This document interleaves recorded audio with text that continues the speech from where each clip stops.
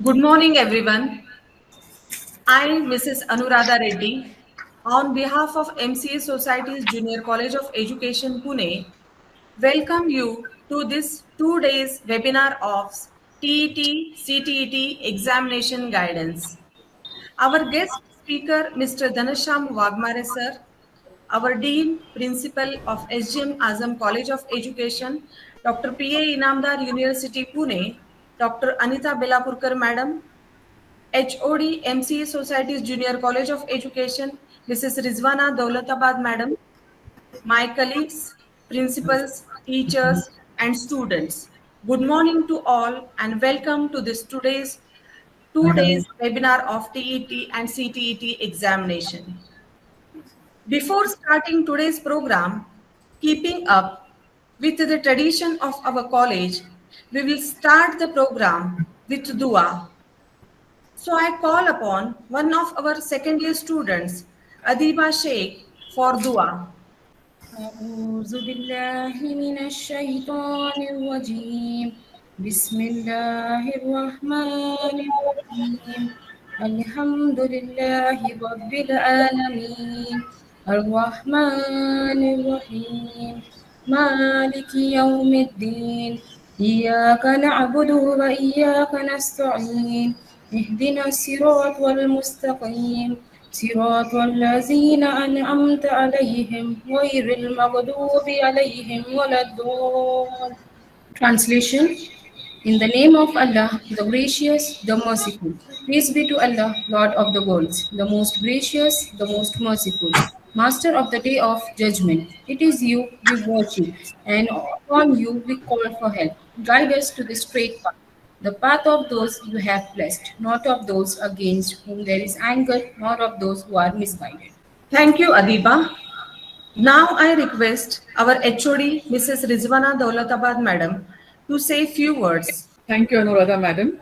Respected speaker of today's webinar, Mr. Dhansham Wagmare Sir, our Principal, Dr. Anita Belapurkar Madam, Dean and Principal of Dr. P.A. Inamdar University, HGM Azam College of Education, Azam Campus, principals and staff of various colleges in Maharashtra, program in charge Anuradha Reddy Madam, staff, my dear students, Assalamu alaikum and a very good morning to all.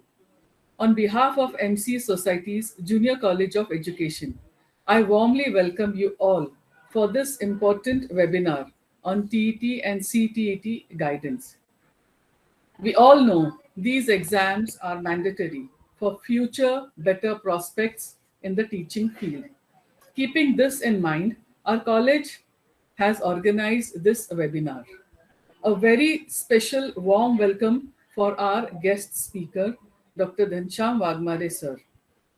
At the outset, I would like to thank him for joining us and spending his valuable time and guiding our students. This is the second time he is doing so. Last year, our students had benefited a lot due to his webinar. And so we thought that the good work must continue on a larger scale.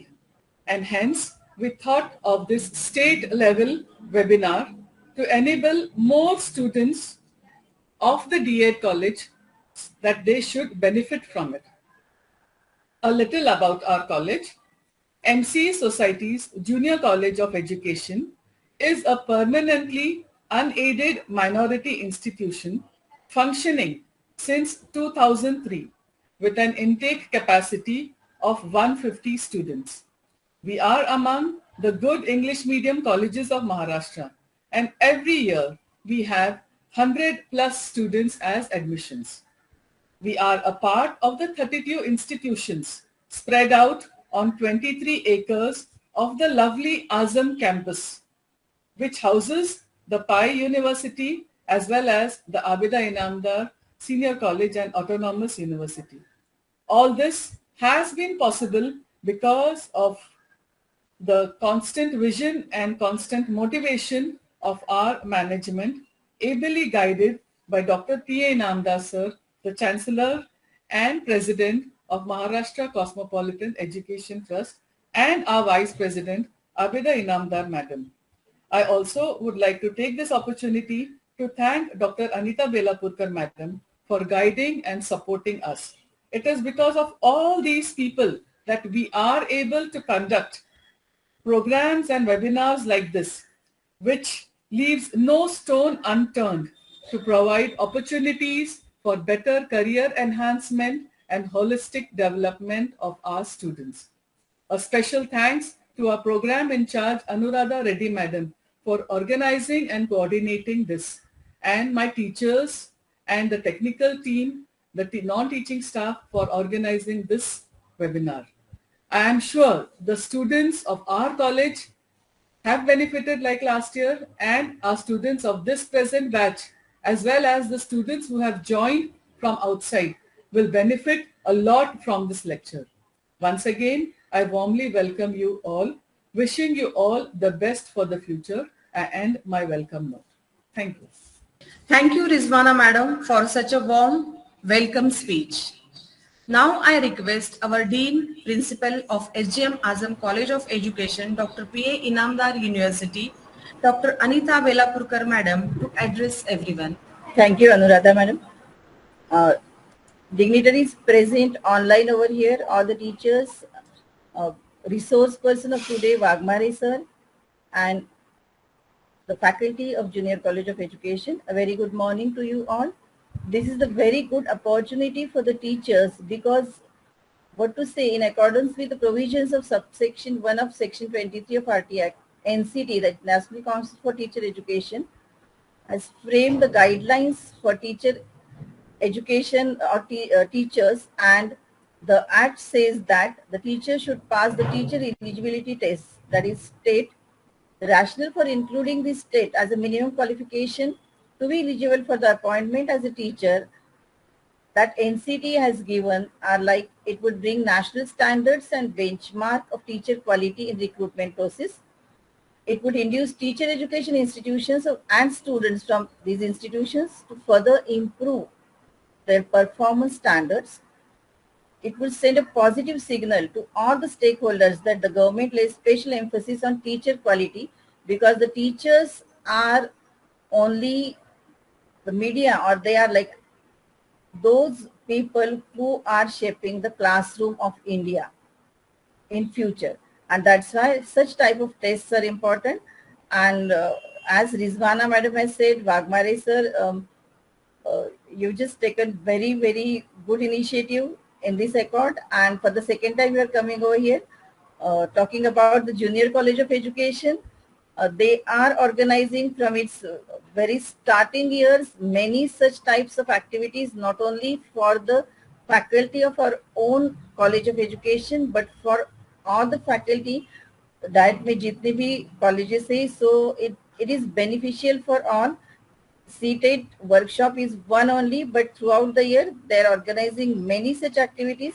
I would like to congratulate head of the department, head of the Junior College of Education, Rizwana Daulatabad Madam, coordinator of the workshop of today, Anuradha Reddy Madam, and the entire faculty, non-teaching staff for such events. And thank you for the participant for participating in such event. You'll get definitely a very good guidance regarding CTET, because this is important and now we can say it's mandatory. So welcome Wagmare sir once again, and welcome to all the participants for this online workshop or webinar, we can say. And over to Anuradha Madam. Thank you. Thank you, Anita Madam, such an insightful speech. As a guest speaker, we have a very highly qualified personality amongst us today, Mr. Dhanasham Wagmare sir. He started his educational journey from DA. He has completed B.Ed, M.Ed, MA in Political Science, MA in English from Amravati University, DSM ICT-PE from Yashwantrao Chauhan Open University. Sir has submitted his PhD thesis to Amravati University, and soon he will be awarded his PhD. He has cleared NET examination in education twice. He has also cleared the SET examination 5 times, 3 times in Maharashtra SET examination, Gujarat set examination, West Bengal set examination, and Karnataka set examination also.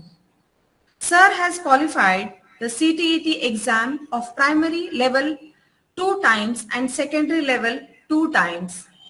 He has also cleared Maharashtra TET exam primary and secondary level 2 times. Sir has done many Swayam certificate courses as well. The list goes on. His teaching experience includes 5 years of graduation level teaching at Sant Gadge Baba Amravati University. Currently, he is residing in Amravati and conducting online and offline classes for different exams like SET, NET, CTET, TET, PET exam, etc. You must have noticed by now, at a very young age, he has achieved remarkable success in diverse area of fields. As a resource person, today we have exceptionally outstanding personality along with us. We welcome you, sir, and thank you for accepting our invitation. And thank you everyone for joining this informative webinar. Now, over to you, sir. You can continue with this session. Thank you, ma'am. First of all, I am thank you to MCA Education Society, Junior College of Education, Azam Campus, Pune. I am warmly thank you, Dr. Anita Belapurkar ma'am, Rizwana Daulata ma'am, and Anuradha Reddy ma'am. मुझे यहाँ बुलाने के लिए आप सभी का बहुत बहुत धन्यवाद। और आज का ये जो सेशन है, आज और कल हम टीचर एजुकेशन से रिलेटेड जो क्वालिफिकेशन है, जिससे हम एलिजिबिलिटी टेस्ट कहते हैं, टीचर एलिजिबिलिटी टेस्ट, उसे महाराष्ट्र में हम टीईटी कहते हैं या सेंट्रल में उसे हम सीटीईटी कहते हैं। इस एलिजिबिलिटी टेस्ट के लिए as a teacher, future teacher, आपको जब इस फील्ड में आना है तो कौन कौन सी बातों का आपको ध्यान रखना होगा, क्या क्या आपको क्वालिफिकेशन लेना होगा, किस तरीके से लेना होगा, क्या रिक्वायरमेंट होगी, इन सभी बातों पर हम डिस्कस करेंगे। लेकिन उससे पहले मैं कुछ बातें एमसीए एजुकेशन सोसाइटी के बारे में बोलना चाहूँगा कि इतने बड़े पैमाने पर टीचर एजुकेशन के फील्ड में कंटिन्यूअसली वर्क करना ये कोई सादी बात नहीं है, ये खेल नहीं है। जहां 150 स्टूडेंट हर साल एडमिट करना, वो भी टीचर एजुकेशन के इस फील्ड में, जहां अभी एक तरीके से नर्वसनेस आया है, लोगों का देखने का नजरिया बदला है, और उस सिचुएशन में भी अगर हम इतना अच्छा काम कर पा रहे हैं तो ये तारीफ के काबिल है। और ये हर एक के बस की बात नहीं है। टीचर एजुकेशन के फील्ड में एक अच्छा टीचर बनाना, क्योंकि कहा जाता है, जैसे बेलापुरकर मैम ने भी कहा, कि हमारा एजुकेशन सिस्टम ये पूरे नेशन को आगे बढ़ाने वाला है और हमारे क्लासरूम में हमारे टीचर्स बन रहे हैं। 1964-66 में कोठारी कमीशन ने कहा था कि इंडिया का फ्यूचर इंडिया के क्लासरूम में बन रहा है, उसको बनाया जा रहा है। तो ये फ्यूचर है इंडिया का, तो आज हमारे स्कूल में पढ़ रहे हैं, हमारे कॉलेजेस में पढ़ रहे हैं, और वो स्कूल में पढ़ने वाले जो हमारे टीचर्स हैं वही हमारे देश की नैया पार कर सकते हैं। तो इन टीचरों को क्या क्वालिफिकेशन होना चाहिए, 2010 के एनसीटी नोटिफिकेशन के मद्देनजर हम अगर सोचते हैं तो टीचर को कुछ बेसिक क्वालिफिकेशन दिया गया है, और उस क्वालिफिकेशन के अलावा हमें टीचर हम बन नहीं सकते हैं। तो फिर इसमें हमें टीईटी और सीटीईटी की बात करनी पड़ती है। जो एनसीटी ने, जो हमारे इंडिया में टीचर एजुकेशन के फील्ड में एक ऑटोनोमस बॉडी है जो काम करती है हमारे टीचर एजुकेशन के फील्ड में, वही सब कुछ ठहराती है कि एक टीचर के पास में क्या क्वालिफिकेशन होना चाहिए। तो 2010 के नोटिफिकेशन के हिसाब से अगर देखें तो कहा गया था कि सेंट्रल में हो या स्टेट में हो, टीचर अगर बनना है तो एलिजिबिलिटी क्राइटेरिया आपका टीचर एलिजिबिलिटी टेस्ट के अलावा नहीं होगा। तो आज हम 2 दिन इस चीज पर बात करने वाले हैं, अच्छी तरीके से बात करेंगे। आपके जितने भी डाउट होंगे वो सभी हम करेंगे। लेकिन जैसे मैंने कहा कि मैं सबसे पहले एमसीए एजुकेशन सोसाइटी का यहाँ थैंक्स कहना चाहूँगा कि उन्होंने मुझे यहाँ अपॉर्चुनिटी दी। और लास्ट टाइम भी हमने जब ये सेमिनार हमने ऑर्गेनाइज किया था तो वहां भी बहुत अच्छे तरीके से रिस्पांस मिला था। और इस बार भी मैं कोशिश करूंगा कि मेरे तरफ से 100% दूं। लेकिन आप लोग जितने भी यहाँ एज अ स्टूडेंट जुड़े हैं तो इन्होंने अपने दिमाग के, दिल की दरवाजे और खिड़कियां खोल कर बैठना है। जबरदस्ती से बिठाया गया है ऐसा नहीं, तो यहाँ से हमें कुछ सीखना है, कुछ लेकर चलना है और हमारे फ्यूचर में हमें इसका अप्लीकेशन करना है, ये सोचकर आपको बैठना है। अगर ऐसा कोई स्टूडेंट होगा कि जिसे जबरन बिठाया गया हो तो कृपया करके वो अपने दिमाग से निकाल दे और इन सभी चीजों को लेने की कोशिश करें, क्योंकि ये आपका फ्यूचर बनाने वाली बात होगी। ये आपके फ्यूचर में वो चीज ला कर देगी कि जो लाइफ में आपने कभी सोचा नहीं होगा। ओके, तो हम जस्ट 2 मिनट बाद में शिफ्ट कर रहे हैं और मैं आपको अपने सेमिनार का, वेबिनार का स्टार्ट करता हूँ। हेलो एवरीवन, अगर सेशन खत्म होने के बाद में आपको कोई क्वेश्चंस है, क्वेरीज है या कोई कुछ पूछना है तो आप पूछ सकते हैं। Feel free to ask the questions at the end of the session today and even tomorrow also. So फिर से एक बार आप सभी का यहाँ पर वेलकम है। बहुत बहुत स्वागत है आप सभी का। जो फ्यूचर में टीचर बनना चाहते हैं उन सभी बच्चों का यहाँ मैं अपने ओर से बहुत बहुत स्वागत करता हूँ। आप सबसे पहले अपने दिल और दिमाग में ये बात रखना है कि आप एक टीचर हो, आप टीचर बनने वाले हो और आपको वो फीलिंग क्रिएट करना पड़ेगा अपने अंदर से। सबसे पहली बात कि आप टीचर बनने वाले हो, एक अच्छा टीचर बनना है आपको और इस भारत की नींव को, इस भारत के बेस को, पाया जिसको हम कहते हैं, उसको आपको खड़ा करना है। तो ये करते समय आप में वो चीजें होनी चाहिए, वो फीलिंग होनी चाहिए, फिर आप खुद ब खुद वो चीजों की तरफ जाओगे, वो चीजें करने के लिए आप तैयार होगे। तो मैं डॉक्टर बनने वाला हूं जैसे आपको मैम ने बताया, लेकिन ये चीजों तक, यहां तक आने के लिए क्या स्ट्रगल करना पड़ता है ये आपको भी फेस कर रहे होंगे आप एज अ टीचर जब इस फील्ड में आते हो। लेकिन ये चीजें सिर्फ नॉमिनल होती है, कुछ समय के लिए होती है, ये चीजें आपको हमेशा नहीं फेस करनी पड़ती है। तो इन चीजों को ध्यान में नहीं रखते हुए आपको अपना काम हमेशा कंटिन्यूअसली करते रहना है। आज हम इस वेबिनार के लिए यहाँ जुड़े हैं। एक टीचर बनने के लिए क्या क्वालिफिकेशन हमें होना चाहिए, इसलिए आज हमारा ये सेशन होगा जो टोटली टीईटी पर बेसिस होगा। हमें 2 दिन लेना है, इसलिए फर्स्ट डे में हम टीईटी के बारे में बात करेंगे और सेकेंड डे में हम सीटीईटी के बारे में बात करेंगे। इसमें मैं आपको पूरी तरीके से इंफॉर्मेशन देने की कोशिश करूंगा, आपके हर एक क्वेश्चंस का आंसर देने की कोशिश करूंगा। जो भी डाउट्स होंगे आपके वो हम डिस्कस करेंगे। लेकिन आपको मैंने जैसे शुरुआत में कहा कि आपको अपने तरफ से पूरा 100% यहां देना होगा। अपने दिमाग के जितने भी दरवाजे होंगे आपके दिमाग में, उनको सबको खोलकर रखना है, क्योंकि अच्छा नॉलेज अंदर जाने देना है आपको। ठीक है, तो चलिए स्टार्ट करते हैं हम। आप सभी का वेलकम इस 2 दिन के वेबिनार में। तो मैं सबसे पहले आपके सामने एक थॉट रखने वाला हूं डॉक्टर सर रविंद्रनाथ टैगोर का।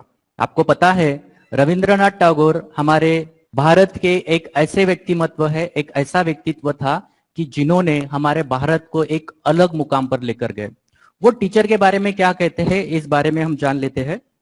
तो यहां रविंद्रनाथ टैगोर जी क्या कहते हैं, a lamp can only light another lamp when it continues to burn in its own flame. जब तक एक लैम्प खुद नहीं जलता, जब तक एक लैम्प खुद नहीं जलता, वो तब तक दूसरे को प्रकाशित नहीं कर सकता, दूसरे को वो लाइट नहीं दे सकता। इसका मतलब ये है कि पहले कुछ करना हो तो पहले हमें प्रकाशित होना पड़ेगा, पहले हमें जलना पड़ेगा। सूर्य की तरह चमकना है तो सूर्य की तरह पहले हमें जलना पड़ेगा, और जब हम जलेंगे तो सूर्य की तरह हम पूरी दुनिया में अपना प्रकाश फैला सकेंगे। तो एक लैम्प भी वही होता है कि पहले उसको जलना पड़ेगा, तब जाकर वो दूसरों को प्रकाशित करेगा। तो जलने वाला व्यक्ति कौन? तो जलने वाला व्यक्ति होगा टीचर, कि पहले उसको तैयार होना होगा, उसको पहले एफर्ट्स लेना पड़ेगा, उसको अपने अंदर में कुछ बातें लेना पड़ेगा, तब जाकर वो अपने बच्चों को दे सकेगा। तो आप एक टीचर हो और आपको कुछ बातें लेना पड़ेगा, तब जाके आप अपने बच्चों तक पहुंचने की कोशिश कर सकते हो, एलिजिबल हो सकते हो। तो इसी बात को लेकर हम आगे चलते हैं और अब हम शुरू करेंगे हमारा वेबिनार, जिसमें हमें टीईटी के बारे में डिस्कस करना है। आप सभी को पता है टीईटी की एग्जाम अभी आने वाले नेक्स्ट मंथ में 10 नवंबर को महाराष्ट्र स्टेट के द्वारा ऑर्गेनाइज की गई है। इसके आप में से किन्हीं बच्चों ने फॉर्म फिल किए होंगे जो अपीयर होंगे, सेकेंड ईयर हो या पास आउट होंगे? किन्हीं बच्चों ने नहीं भी फिल किए होंगे, फर्स्ट ईयर होंगे या अभी नए से आए होंगे, कोई दिक्कत नहीं, कोई बात नहीं। लेकिन आप लोगों को इन चीजों के बारे में बेसिक नॉलेज होना चाहिए, जरूरी है ये सभी चीजें आपको एक टीचर बनने के लिए। तो हम फर्स्ट, टीईटी मींस व्हाट, क्या होता है टीईटी, मतलब क्या होता है? तो जैसे मैंने इंट्रोडक्शन के पार्ट में आप लोगों को बताया कि जहां पर NCTE, national council of teacher education, जो दिल्ली में स्थित है, जहां पूरे टीचर एजुकेशन का कंट्रोल है, इस एनसीटी ने 2010 में एक नोटिफिकेशन निकाला था, एक आदेश जारी किया था, जिस आदेश के जरिए पूरे भारत में अगर किसी को टीचर बनना होगा तो पहले तो डीएड करना होगा या बीएड करना होगा। डीएड या बीएड करने के बाद में उन बच्चों को अपना बेसिक क्वालिफिकेशन, मतलब एक एलिजिबिलिटी टेस्ट देना होगा, जिसका नाम टीईटी कहा गया है। फिर वो अलग अलग स्टेट में अलग अलग नाम से जाना जाएगा। लेकिन टीईटी मींस क्या होता है? तो टीईटी का मतलब होता है टीचर एलिजिबिलिटी टेस्ट। उस टीचर एलिजिबिलिटी टेस्ट में आपको टीचर बनने के लिए एलिजिबल किया जाता है। टीचर बनने के लिए आपको क्या किया जाएगा? आपको एलिजिबल किया जाएगा। आप उस एग्जाम को क्वालिफाई करने के बाद में आप टीचर बनने के लायक हो, ऐसा आपको एक सर्टिफिकेशन दिया जाएगा, सर्टिफिकेट दिया जाएगा। So, TET exam is held to test the teaching eligibility of candidate.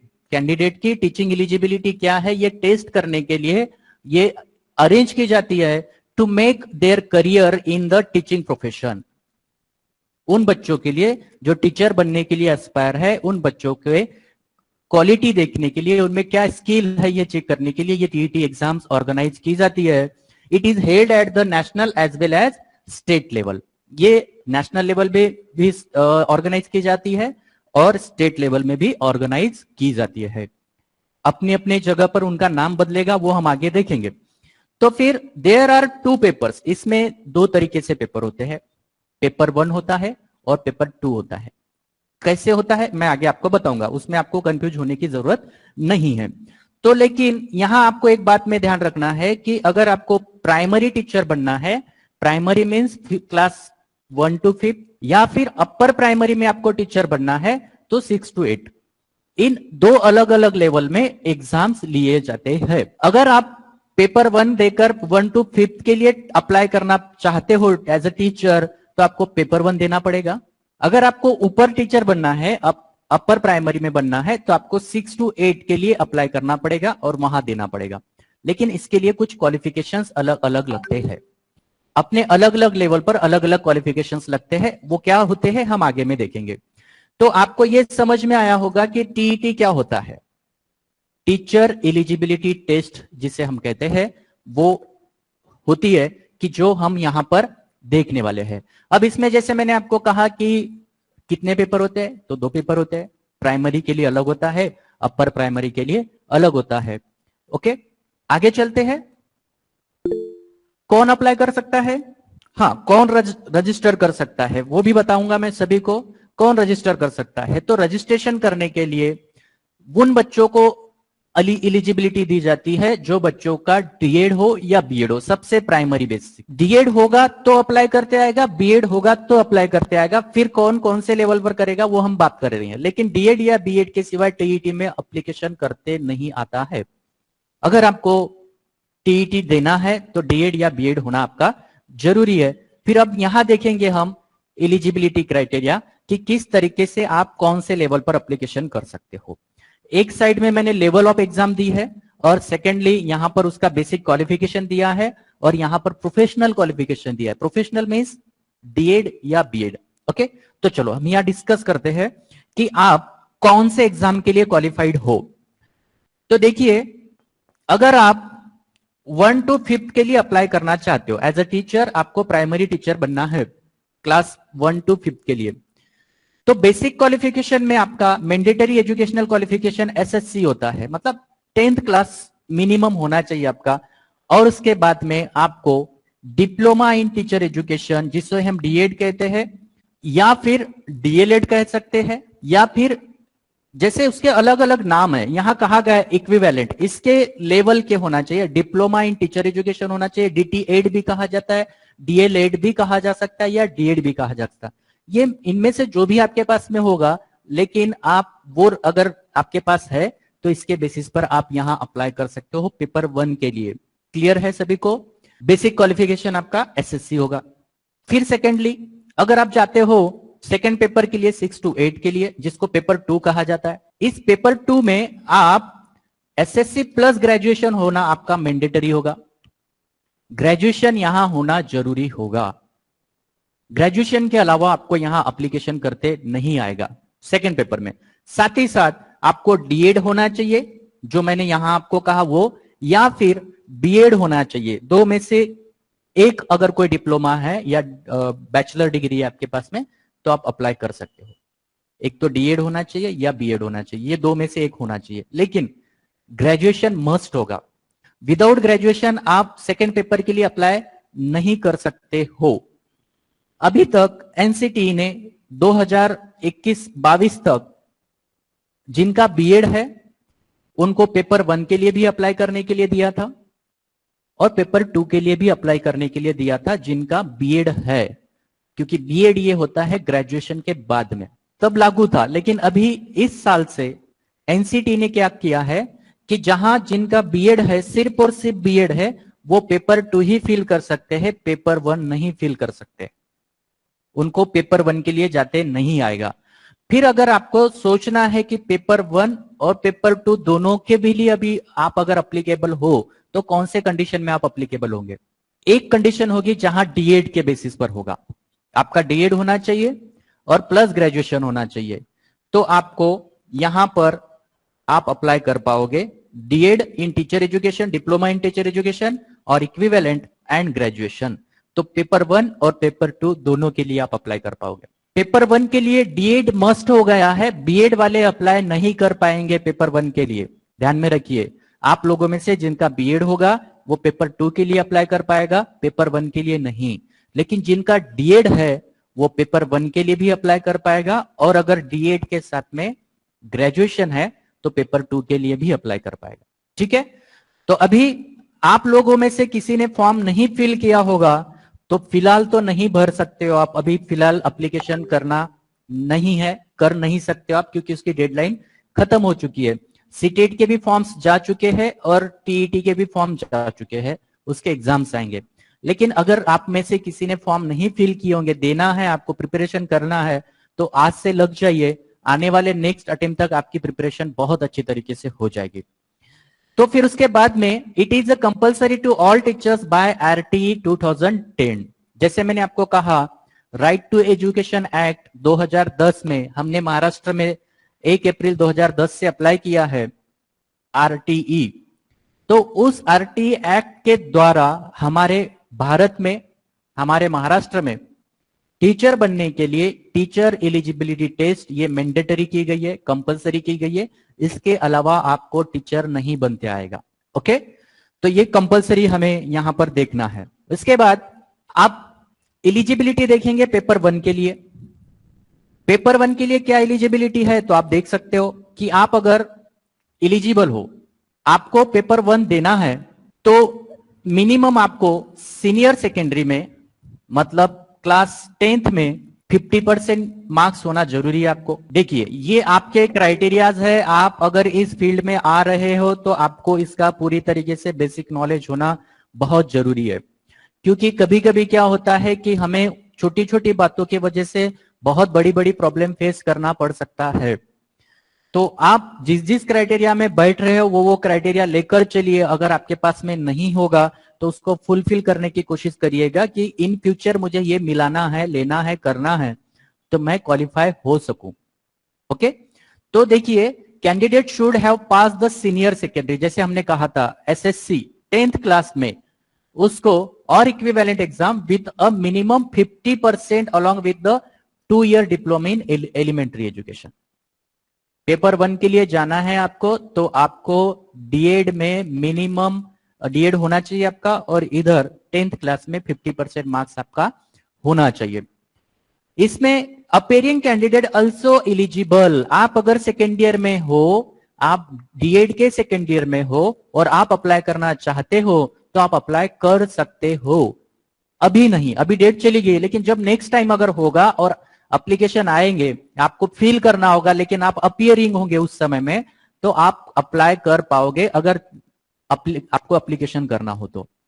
Okay, उसके बाद candidate who have completed their graduation and passed or appearing in the final year of 2 year diploma, 2 साल के diploma में, जिसमें हमने क्या कहा, BEd होना चाहिए 2 साल का डिप्लोमा, उसके पहले ग्रेजुएशन आपका हो गया हो या हो चुका हो, तो आप डीएड के सेकेंड ईयर में भी होंगे तो चलेगा, या पास हो तो भी चलेगा, तो भी आप अप्लाई कर सकते हो पेपर 1 के लिए। क्लियर हो रहा है आप सभी को? एस और नो बताइएगा मुझे। मतलब मैं सर प्लीज रिपीट अगेन। जी रिपीट करूं या नेक्स्ट लूं? ठीक है, चलिए, नो कंफ्यूजन, तो फिर हम आगे चलते हैं। ओके, तो बेसिकली ओवरऑल बताता हूं मैं आपको कि आपको पेपर 1 के लिए अगर अप्लाई करना है तो आपका 10th में 50% मार्क्स होना चाहिए और आपका डीएड होना चाहिए। अगर डीएड अपेयरिंग हो तो भी आप कर सकते हो, या फिर आपका एजुकेशन थोड़ा ज्यादा हो चुका है, आप ग्रेजुएशन हो चुके हैं तो भी चलेगा, और डीएड में हो या अपियरिंग हो या डीएड कंप्लीट हो तो भी चलेगा, आप पेपर 1 के लिए अप्लाई कर पाओगे। अब ये बेसिक क्वालिफिकेशन है आपको एप्लीकेशन के लिए। इसमें अपर प्राइमरी के लिए अब क्या करना होगा, मतलब जो क्लास पेपर 2 के लिए हम अप्लाई करेंगे या क्लास 6 to 8 के लिए अप्लाई करना चाहते हैं, उसके लिए आपके पास में क्या बेसिक क्वालिफिकेशन होना चाहिए, तो वो देखेंगे। तो candidate should have complete their graduation securing a minimum 50% and pass और appearing in the first year of BEd. तो यहां पर आप बीएड होना आपका जरूरी होगा, पेपर 2 में आएंगे आप। तो अगर बीएड है आपका तो आपको पेपर 2 देते आएगा, लेकिन अगर डीएड भी होगा तो भी देते आएगा, आप दे सकते हो अगर बीएड हो, या फिर कैंडिडेट पोजेसिंग अ डिग्री और appearing in the final year of 4 year integrated course. अभी हमारे एजुकेशन सिस्टम में बीएड के अलग अलग प्रकार बन चुके हैं, जिसमें आप लोगों को पता होगा तो 4 साल का बीएड आ चुका है, जिसे हम इंटीग्रेटेड बीएड कहते हैं। इस इंटीग्रेटेड बीएड में हमें 3 साल प्लस 1 साल ऐसा मिलाकर हमें बीएड की डिग्री मिलती है।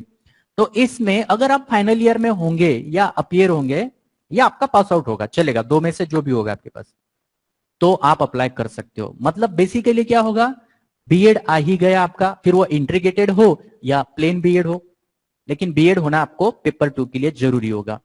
या फिर candidate should have 12th and have completed BElEd or eligible, appearing candidate can also apply, and candidate who hold graduate degree and passed or appearing 2 year diploma।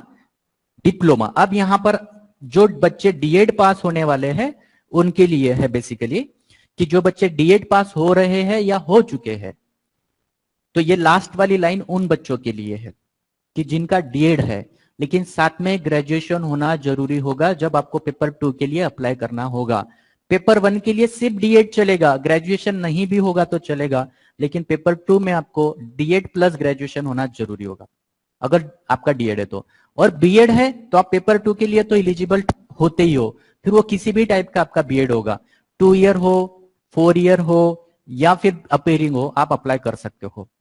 So clear है आप सभी को? यहां कोई दिक्कत, कोई क्वेश्चन, कोई कंफ्यूजन हो तो पूछ सकते हो। ओके, चलिए फिर नेक्स्ट हम चलते हैं आगे। अब यहां पर हमें सिलेबस देखना है, क्या क्या होता है हमारे सिलेबस में, पेपर 1 में क्या सब्जेक्ट्स होते हैं, पेपर 2 में क्या सब्जेक्ट्स होते हैं, ये हम देखेंगे यहां पर।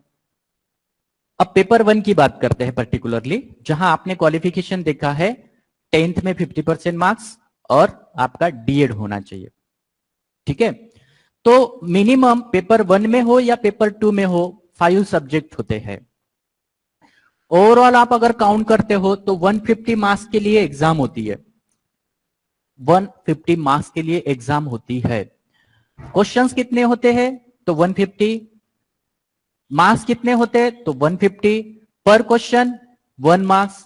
टाइमिंग ड्यूरेशन कितना होता है 2.5 आवर, 2 घंटा 30 मिनट का ड्यूरेशन इस एग्जाम के लिए दिया जाता है। अब इसमें ओवरऑल पेपर 1 देखेंगे या पेपर 2 देखेंगे हम, तो दोनों में भी 150 मार्क्स के लिए क्वेश्चंस आते हैं। पेपर 1 का सिलेबस अलग होता है, पेपर 2 का सिलेबस अलग होता है, लेकिन इसमें 3 सब्जेक्ट कॉमन होते हैं।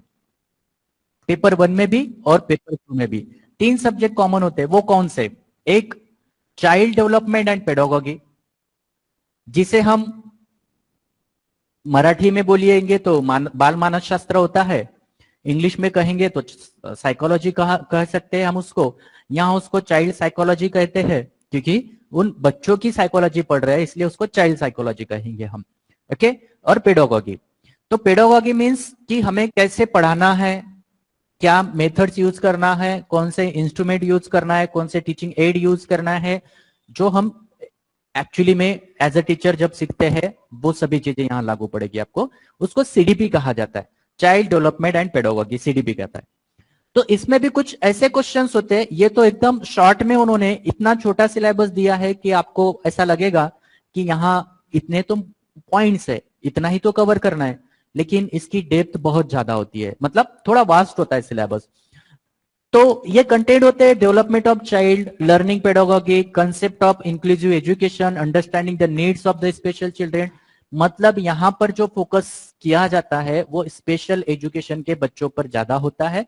आज के कंडीशन में जो एजुकेशन सिस्टम में हम जी रहे हैं, क्योंकि हमारे एजुकेशन सिस्टम में बहुत सारे बदलाव आ रहे हैं, तो इन बदलावों को ध्यान में रखते हुए उस तरीके के क्वेश्चंस यहाँ पर फ्रेम किए जाते हैं। टीचिंग लर्निंग प्रोसेस में भी अभी हम देख रहे हैं, तो आप ऑनलाइन घर बैठकर पढ़ रहे हो, मैं यहाँ अमरावती में हूँ, आप वहाँ पुणे में हो, लेकिन फिर भी हम ऑनलाइन एजुकेशन के द्वारा जुड़ सकते हैं, तो ये फायदा हो रहा है। तो हमारे एजुकेशन सिस्टम में इस तरीके से जो बदलाव हो रहे हैं, तो बच्चों की टेंडेंसी में भी, बच्चों के पढ़ने के जो मेथड्स है उनमें भी चेंज हो रहे हैं। तो इस तरीके के क्वेश्चंस आते हैं। स्पेशल नीड के बच्चों पर ज्यादा क्वेश्चंस आते हैं।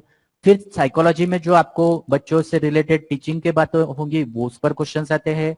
टीचिंग लर्निंग थेरीज होती है, इस पर क्वेश्चंस आते हैं। इंटेलिजेंस के कुछ थेरी होती है, उस पर क्वेश्चंस आते हैं। ऐसे अलग अलग कंटेंट होते हैं कि जिस पर क्वेश्चंस आते हैं चाइल्ड साइकोलॉजी में। अब ओवरऑल अगर हम बात करें इन चीजों की, तो इसमें 30 क्वेश्चंस होते हैं, और ये 30 क्वेश्चन 30 मार्क्स के लिए दिए जाते हैं।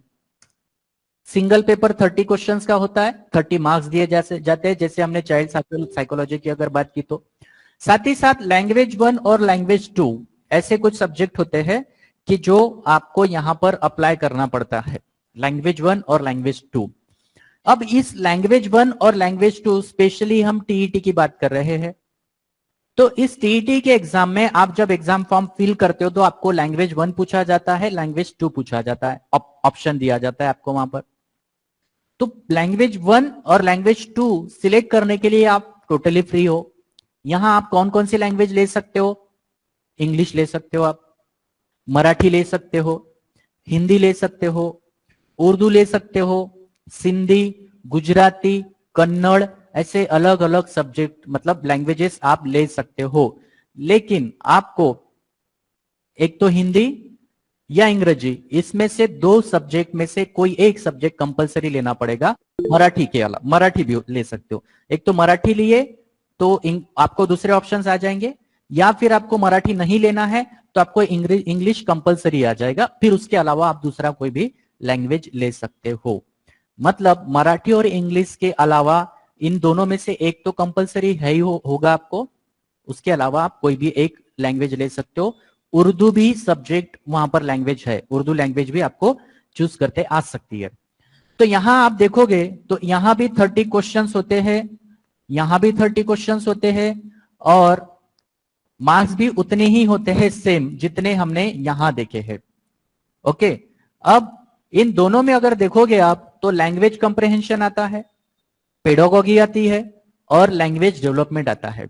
अब इस 13 मार्क्स के सब्जेक्ट को, लैंग्वेज को अगर हम देखते हैं, दोनों भी, कोई भी लैंग्वेज आप चूज करते हो, तो उसमें 15 मार्क्स का टोटली लैंग्वेज से रिलेटेड क्वेश्चंस होते हैं। जैसे हम ग्रामर भी बोल सकते हैं, इसमें पैसेज भी आ सकते हैं आपके। ओके, तो ग्रामर का भी कुछ पोर्शन होता है, साथ ही साथ आपको पैसेज 15 मार्क्स के लिए पैसेज दिया जा सकता है, सॉरी 5 मार्क्स के लिए। उसके अलावा आउट ऑफ 30 आपको 15 मार्क्स का मराठी लैंग्वेज से रिलेटेड या और किसी लैंग्वेज से रिलेटेड क्वेश्चन तो आएंगे ही, पेडागॉजी से रिलेटेड आपको और 15 मार्क्स के लिए उसमें ऐड हो जाते हैं। तो अब पेडागॉजी में कैसे होगा?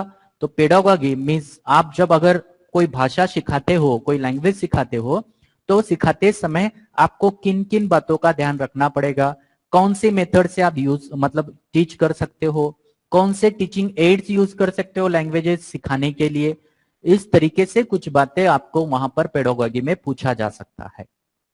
ध्यान में आया? तो यहां देखिए, ये 30 क्वेश्चंस, ये 30 क्वेश्चंस दोनों मिलाकर 60 हो जाएंगे। तो ये तीनों 90 क्वेश्चंस आपको पेपर 1 में भी और पेपर 2 में भी इन्हीं सब्जेक्ट से रिलेटेड आते हैं। चाइल्ड साइकोलॉजी पेपर 1 में भी होता है, चाइल्ड साइकोलॉजी पेपर 2 में भी होता है। लैंग्वेज 1 आप पेपर 1 में भी सिलेक्ट कर सकते हो, पेपर 2 में भी सिलेक्ट कर सकते हो। लैंग्वेज 2 भी सेम एज वैसे ही होगा। अब होता है इन दो सब्जेक्ट में चेंज, पेपर 1 में और पेपर 2 में। तो अभी हम पेपर 1 की बात अगर करते हैं, तो पेपर 1 में यहां देखोगे आप, तो मैथमेटिक्स आता है पेपर 1 में, कंपलसरी मैथ्स आपको आएगा ही। जब आप इस मैथ्स की प्रैक्टिस करोगे, ये मैथ्स का लेवल क्या होगा? ये मैथ्स का लेवल होगा आपको 5th क्लास तक के या 6th क्लास तक के, मे बी एक आध दो क्वेश्चन आपको 7th क्लास तक के भी आ सकते हैं। लेकिन बेसिकली आपका जो लेवल होता है वो 1 to 5th का होता है मैथमेटिक्स का। इस मैथमेटिक्स में आपको बेसिक एक्टिविटी दी जाती है, माइनस, प्लस, डिवाइड, मल्टीप्लीकेशन और कुछ बेसिक क्वेश्चंस पूछे जाते हैं मैथ्स के। तो ये भी 30 मार्क्स के लिए होता है। ये देखिए यहाँ पर division, measurement, weight, time, volume, numbers, addition, subtraction, data handling etcetera. यहां भी 30 क्वेश्चंस पूछे जाते हैं और 30 मार्क्स ही होते हैं। ओके, नेक्स्ट है इन्वायरमेंटल साइंस, ईवीएस। ये जो ईवीएस है, ये भी हमारे महाराष्ट्र स्टेट में, हम क्योंकि स्पेशली टीईटी की बात कर रहे हैं, तो महाराष्ट्र स्टेट में जो सिलेबस है हमारा स्टेट बोर्ड का 3rd to 5th क्लास तक के लिए, जिसमें ईवीएस दिया होता है, उस ईवीएस का सिलेबस पूरी तरीके से पूछा जा सकता है। अब आपको अगर पता हो तो जैसे हिस्ट्री सब्जेक्ट होता है, ईवीएस में आता है वो, इसे हम महाराष्ट्र में परिसर अभ्यास कहते हैं, एनवायरमेंटल स्टडी कहते हैं। तो ईवीएस ये हमारा सिलेबस, इसमें जैसे शिवाजी महाराज का कंटेंट दिया जाता है, आपको पता हो हिस्ट्री में, तो हमारे अलग अलग जिलों के बारे में भी दिया जाता है। मैं अगर अमरावती में रहता हूं तो मेरे उस क्लास के उस सब्जेक्ट में अमरावती जिले के बारे में दिया जाता है। आप अगर पुणे में रहते हो तो आपके पुणे के स्टेट मतलब उस क्लास के बुक में आपको पुणे जिले के बारे में दिया जाएगा। तो ऐसे वो डिस्ट्रिक्ट वाइज भी उसमें नॉलेज चेंज होता है या उसका सिलेबस बदलता है, चेंज होता है। तो इस तरीके से यहां भी ईवीएस होता है और इस ईवीएस में आपको 30 क्वेश्चन 30 मार्क्स होते हैं, जिसमें फैमिली एंड फ्रेंड्स, हमारा आजू बाजू का परिसर कैसे है, हमारे रिलेशन कैसे, हमारे फैमिली में कैसे रिलेशन होते हैं, कैसे रिलेशन मेंटेन करना होता है, वो work, play, animals, plants, food, water, shelter, travel and things we make and do, जो हम चीजें करते हैं वो चीजों के बारे में भी पूछा जाता है, प्लांट्स के बारे में पूछा जाता है, एनिमल्स के बारे में पूछे जाते हैं। ऐसे बेसिक क्वेश्चन आपको 5th क्लास के लेवल के आते हैं। थोड़ा बहुत लेवल ऊपर अगर गया तो 6th क्लास या 7th क्लास के लेवल के क्वेश्चंस आपको आ सकते हैं। ओके, तो ये जो फर्स्ट पेपर का सिलेबस है ये बहुत बेसिक है। अगर आप देखिए, कुछ नहीं करना है आपको, आप अगर डीएड कर रहे हो या बीएड कर रहे हो तो इसका मतलब आपने 5th क्लास पढ़कर ही गए हो, आप स्टडी की है आपने 5th क्लास की, तो 5th क्लास का ही सिलेबस आपको होता है। तो इसका मतलब ये आपको करने के लिए, ये आपको स्टडी करने के लिए ज्यादा हेक्टिक ऐसा कुछ नहीं है, आप इजीली इसको कर सकते हो अगर करना चाहते हो तो। बेसिकली अब इसके लिए बुक्स कौन सी यूज करना है, प्रिपरेशन कैसे करना है, मैं आपको वो डिटेल में बताऊंगा, लेकिन पहले आप सिलेबस समझ लीजिए। आप सिलेबस को पहले एक बार अच्छी तरीके से देख लीजिए कि आपके 5 सब्जेक्ट होंगे, पर सब्जेक्ट आपको 30 मार्क्स के लिए क्वेश्चन पूछे जाते हैं। 30 मार्क्स है मतलब 30 क्वेश्चन आएंगे, क्योंकि सिंगल क्वेश्चन सिंगल मार्क्स के लिए होता है। कंटेंट भले ही आपको छोटे दिख रहे हैं, बेसिकली कुछ 1 या 2 पॉइंट्स में दिख रहे हैं, लेकिन इससे थोड़ा वास्ट होता है, इतना मैं बता दूं आपको, क्योंकि इतना ही पूछा जाता है ऐसा नहीं। अब पेडोगॉजी अगर आप कहोगे तो पेडोगॉजी बहुत वास्ट है, बहुत वास्ट है, लेकिन वो करेंगे हम, उसकी कोई दिक्कत नहीं, लेकिन आप समझ लीजिए आपका सिलेबस क्या है। आप पेपर 1 के लिए आप अगर अप्लाई कर पा रहे हो या एलिजिबल हो तो ठीक है। इसमें कोई डाउट हो, इसमें कुछ पूछना हो आप लोगों को तो आप पूछ सकते हो। बेसिकली फिर मैं आगे आपको आपके सभी डाउट क्लियर करने ही वाला हूं, तो इतना आपको अगर यहां कंफ्यूजन हो तो पूछ लीजिएगा। अब देखेंगे हम पेपर 2 के लिए, जो जिससे हमने कहा है अपर प्राइमरी 6 to 8 के लिए पेपर 2 होता है।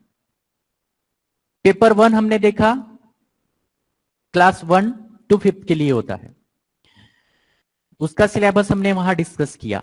अब जैसे मैंने लास्ट स्लाइड में ही आपको बताया कि पेपर 2 में पहले 3 सब्जेक्ट कॉमन होते हैं, तो आप देख सकते हो कि चाइल्ड डेवलपमेंट एंड पेडागोगी, यहां भी 30 मार्क्स के लिए कंटेंट भी वही दिए जाते हैं, उसमें थोड़ा बहुत चेंज होता है, थोड़ा बहुत होता है, एक माइनर, क्योंकि चाइल्ड साइकोलॉजी ये बताती है कि 1 to 5 के बच्चे थोड़े अलग होते हैं और 6 to 8 के बच्चे थोड़े अलग होते हैं, उनकी साइकोलॉजी बदल जाती है, उनके मेथड्स बदल जाते हैं, उनको पढ़ाने की टेक्निक बदल जाती है, इसलिए वहां साइकोलॉजी का कुछ पोर्शन थोड़ा बहुत बदल जाएगा, लेकिन सब्जेक्ट वही होगा। तो 30 मार्क्स के लिए 30 क्वेश्चन के साथ में चाइल्ड साइकोलॉजी आपको वहां पर मिलेगा। फिर लैंग्वेज 1, लैंग्वेज 2 सेम एज जैसे हमने लास्ट स्लाइड पर डिस्कस किया था, आप कोई भी लैंग्वेज ले सकते हो, मैंने लैंग्वेज की लिस्ट भी बताई थी, आपको सामने बताने वाला हूं। तो आप मराठी, हिंदी, इंग्लिश, उर्दू, कन्नड़, सिंधी, गुजराती और जो भी लैंग्वेजेस होंगी वो सभी लैंग्वेजेस में से आप किसी एक लैंग्वेज का लैंग्वेज 1 और सेकेंडली उसके अलावा दूसरी कोई लैंग्वेज आप चूज कर सकते हो, लेकिन मराठी और इंग्लिश के अलावा आपको एक लैंग्वेज लेना ही पड़ेगा। पेपर लैंग्वेज 1 में लीजिए या लैंग्वेज 2 में लीजिए, लेकिन कंपलसरी आपको इंग्लिश और मराठी में से एक लैंग्वेज लेना ही होगा। ओके, तो फिर यहां तो आ गए हम, 3 सब्जेक्ट हमारे 90 मार्क्स के क्लियर हो गए, लेकिन अब पेपर 2 में थोड़ा सा डिफरेंट सब्जेक्ट है, डिफरेंट कैटेगरीज है, डिफरेंट टाइप से आपको उन चीजों को समझ कर लेना पड़ेगा। तो जैसे अगर हम बात करते हैं लैंग्वेज 1, यहां 30 मार्क्स, यहां 30 मार्क्स और यहां 30 मार्क्स, 90 क्वेश्चंस तो हो चुके हैं आपके। अब देखिए यहां पर थोड़े से आपको अलग अलग कुछ दिख रहा है, तो एक क्लियर कर दूं मैं आपको कि आपका ग्रेजुएशन होगा तो ही आप पेपर 2 भर सकते हो, अप्लाई कर सकते हो, ग्रेजुएशन होगा तो। लेकिन आप ग्रेजुएशन कैसे होते हैं? ग्रेजुएशन में क्या होता है, किसी का बीए होता है, किसी का बीएससी होता है, या फिर किसी का बीकॉम होता है। इन अलग अलग सब्जेक्ट में आप ग्रेजुएशन कर सकते हो। ओके, अब अगर मैंने बीए किया है और मेरा डीएड हो चुका है या बीएड हो चुका है, 2 में से कोई एक है तो चलेगा, तो मैंने अगर बीए किया है तो फिर मुझे मैथमेटिक्स तो आएगा नहीं, क्योंकि मैंने तो बीए में पढ़ा ही नहीं है, मुझे पढ़ाया ही नहीं गया है, तो फिर मुझे मैथमेटिक्स कैसे आएगा? सही है ना? तो फिर मुझे सेकेंडली जब मैं फॉर्म फिल करता हूं तो वहां पर आपको ऑप्शन पूछे जाते हैं 2। आप फॉर्म फिल करना चाहते हो सेकेंड पेपर का, तो सोशल साइंस ये एक ऑप्शन होता है आपके पास में, सोशल साइंस, या फिर साइंस एंड मैथ्स, ऐसे 2 ऑप्शन होते हैं। आप जब पेपर 2 के लिए जाते हो, पेपर 2 के लिए जब आप जाते हो तो इस तरीके से आपको 2 ऑप्शंस दिए जाते हैं। ये 3 तो सब्जेक्ट कंपलसरी होंगे ही होंगे आपके, लेकिन जब आप सेकेंड पेपर में ऑप्शन आपके पास में आते हैं सोशल साइंस या मैथ्स और साइंस, इनमें से किसी एक को आपको चूज करना पड़ेगा। और ये चूज कैसे करोगे आप? तो ये आपके ग्रेजुएशन के बेसिस पर चूज करना होता है कि आप अगर ग्रेजुएशन बीए से किए हो तो आप सोशल साइंस लोगे, आपने अगर ग्रेजुएशन बीएससी किया है तो आप साइंस और मैथ लोगे, और आपका अगर बीकॉम हुआ है तो आपको सोशल साइंस के साथ में जाना पड़ेगा। सोशल साइंस का ऑप्शन आप ले सकते हो। ओके, तो आपका ग्रेजुएशन पर डिपेंड करता है कि आपने इन दोनों में से क्या लेना है। सपोज मैंने सोशल साइंस अगर लिया है तो मुझे मैथ्स और साइंस के क्वेश्चन नहीं आते, मुझे मैथ्स और साइंस के क्वेश्चन नहीं आते हैं, मुझे सिर्फ और सिर्फ सोशल साइंस के क्वेश्चन आते हैं। और वो क्वेश्चंस कितने होंगे? तो वो क्वेश्चन होंगे टोटली 60। कितने होंगे? 60। तो 60 ये हो गए और ये 90, दोनों मिलाकर 150। और मैंने जैसे कहा कि आपको सोशल साइंस और मैथ्स के क्वेश्चन नहीं पूछे जाएंगे, तो यहां से वो निकल जाएगा आपका। या फिर आपका सोशल साइंस नहीं है, साइंस और मैथ्स से आपका ग्रेजुएशन ये बीएससी से हुआ है, तो फिर आपको सोशल साइंस के क्वेश्चन नहीं आएंगे, आपको सिर्फ मैथ्स और साइंस के क्वेश्चन आएंगे। तो उसमें भी मैथ्स होगा 30 मार्क्स के लिए और साइंस होगा 30 मार्क्स के लिए, वहां डिवाइड किया जाता है। लेकिन सोशल साइंस में कैसे होता है? तो सोशल साइंस में history, geography, social and political life, pedagogy, ऐसे अलग अलग सब्जेक्ट से रिलेटेड होता है, इसलिए उसका डिस्ट्रीब्यूशन उस तरीके से नहीं किया गया है। जियोग्राफी से कभी 5 क्वेश्चन लिए जाएंगे, कभी पॉलिटिकल से 10 क्वेश्चन लिए जाएंगे, ऐसा मिक्स करके आपको 60 क्वेश्चंस पूछे जाएंगे सोशल साइंस के लिए। साइंस के लिए स्पेशली 30 मार्क्स मैथ्स के लिए होते हैं, स्पेशली 30 मार्क्स साइंस के लिए होते हैं। इस तरीके से यहां पर मार्क्स का डिस्ट्रीब्यूशन होता है। क्लियर है सभी को? बताइए, क्लियर है? अगर कोई कंफ्यूजन हो तो पूछ सकते हो आप इस लेवल पर। बेसिकली यहां पर अगर कोई कंफ्यूजन हो तो, नहीं तो फिर हम आगे चलते हैं। और बाकी सभी आपके जो भी डाउट्स होंगे हम लास्ट में फाइनल डिस्कस करेंगे, ठीक है? तो फिर अब आगे चलेंगे हम। यहां आपको क्लियर है सभी? तो चलते हैं। अब पेपर पैटर्न जो अभी हमने डिस्कस किया, वो पेपर पैटर्न आप देख लीजिए यहां पर कि सीडीपी के कंटेंट नॉलेज पर 20 क्वेश्चंस होते हैं 20 मार्क्स के लिए, और लर्निंग एंड पेडागोगी से रिलेटेड 10 क्वेश्चंस होते हैं 10 मार्क्स के लिए। ओके, देन लैंग्वेज 1 में लैंग्वेज कंप्रहेंशन में 15 क्वेश्चंस 15 मार्क्स, पेडागोगी से रिलेटेड और लैंग्वेज डेवलपमेंट से रिलेटेड 15 क्वेश्चंस 15 मार्क्स होते हैं। लैंग्वेज 2 के लिए भी सेम एज उसी तरीके से होगा कि लैंग्वेज कंप्रहेंशन के 15 question 15 marks, pedagogy and language के 15 क्वेश्चन 15 मार्क्स। इस तरीके से ये 3 सब्जेक्ट का डिस्ट्रीब्यूशन होगा। फिर मैथमेटिक्स पेपर 1 की बात कर रहे हैं हम, स्कोरिंग मतलब मार्क्स जो है पेपर 1 की कर रहे हैं, इसलिए यहां मैथ्स आएगा। तो यहां मैथमेटिक्स के कंटेंट से रिलेटेड क्वेश्चन जो आएंगे आपको मैथ्स कैलकुलेशन के बेसिस पर, सिलेबस में जो कंटेंट दिए गए हैं उससे रिलेटेड, तो वहां आपको 15 क्वेश्चन सिलेबस से रिलेटेड मैथमेटिक्स के स्पेशली मिलेंगे। और पेडागोगिकल इश्यू मतलब मैथ्स कैसे सिखाना है बच्चों को, कौन से मेथड से सिखाना है, इन तरीके के क्वेश्चंस आपको 15 क्वेश्चंस आएंगे वहां पर मैथमेटिक्स से स्पेशली रिलेटेड। तो 15 क्वेश्चन, उसके मार्क्स भी 15 हो जाएंगे। लास्ट में है इन्वायरमेंटल स्टडी, जिसे हम परिसर अभ्यास कहते हैं, ईवीएस कहते हैं। उसके भी आपको कंटेंट से रिलेटेड 15 क्वेश्चंस आएंगे और पेडागोगी से रिलेटेड 15 क्वेश्चंस आएंगे, दोनों मिलाकर 30 हो गए। तो एक सब्जेक्ट ये 30 मार्क्स का होता है, तो 30 30 30 30 ऐसे 5 सब्जेक्ट के 150 मार्क्स होते हैं। हर सब्जेक्ट को 30 मार्क्स का वेटेज दिया गया है और हर सब्जेक्ट से 30 क्वेश्चंस भी पूछे जाते हैं। ये दोनों मिलाकर 30 हो गए, ये दोनों मिलाकर 30 हुए, ये 30, ये 30 और ये 30, ऐसे टोटल 150 मार्क्स के लिए आपका क्वेश्चन पेपर होगा। ये हुआ पेपर 1 का एग्जाम पैटर्न। अब पेपर 2 का अगर देखें तो सेम एज पेपर 2 में इस तरीके से दिया गया है, सीडीपी के 15 क्वेश्चन होना चाहिए था और यहां थोड़ा सा चेंज हो चुका है, 25 35 हो चुके हैं, यहां 15 होगा।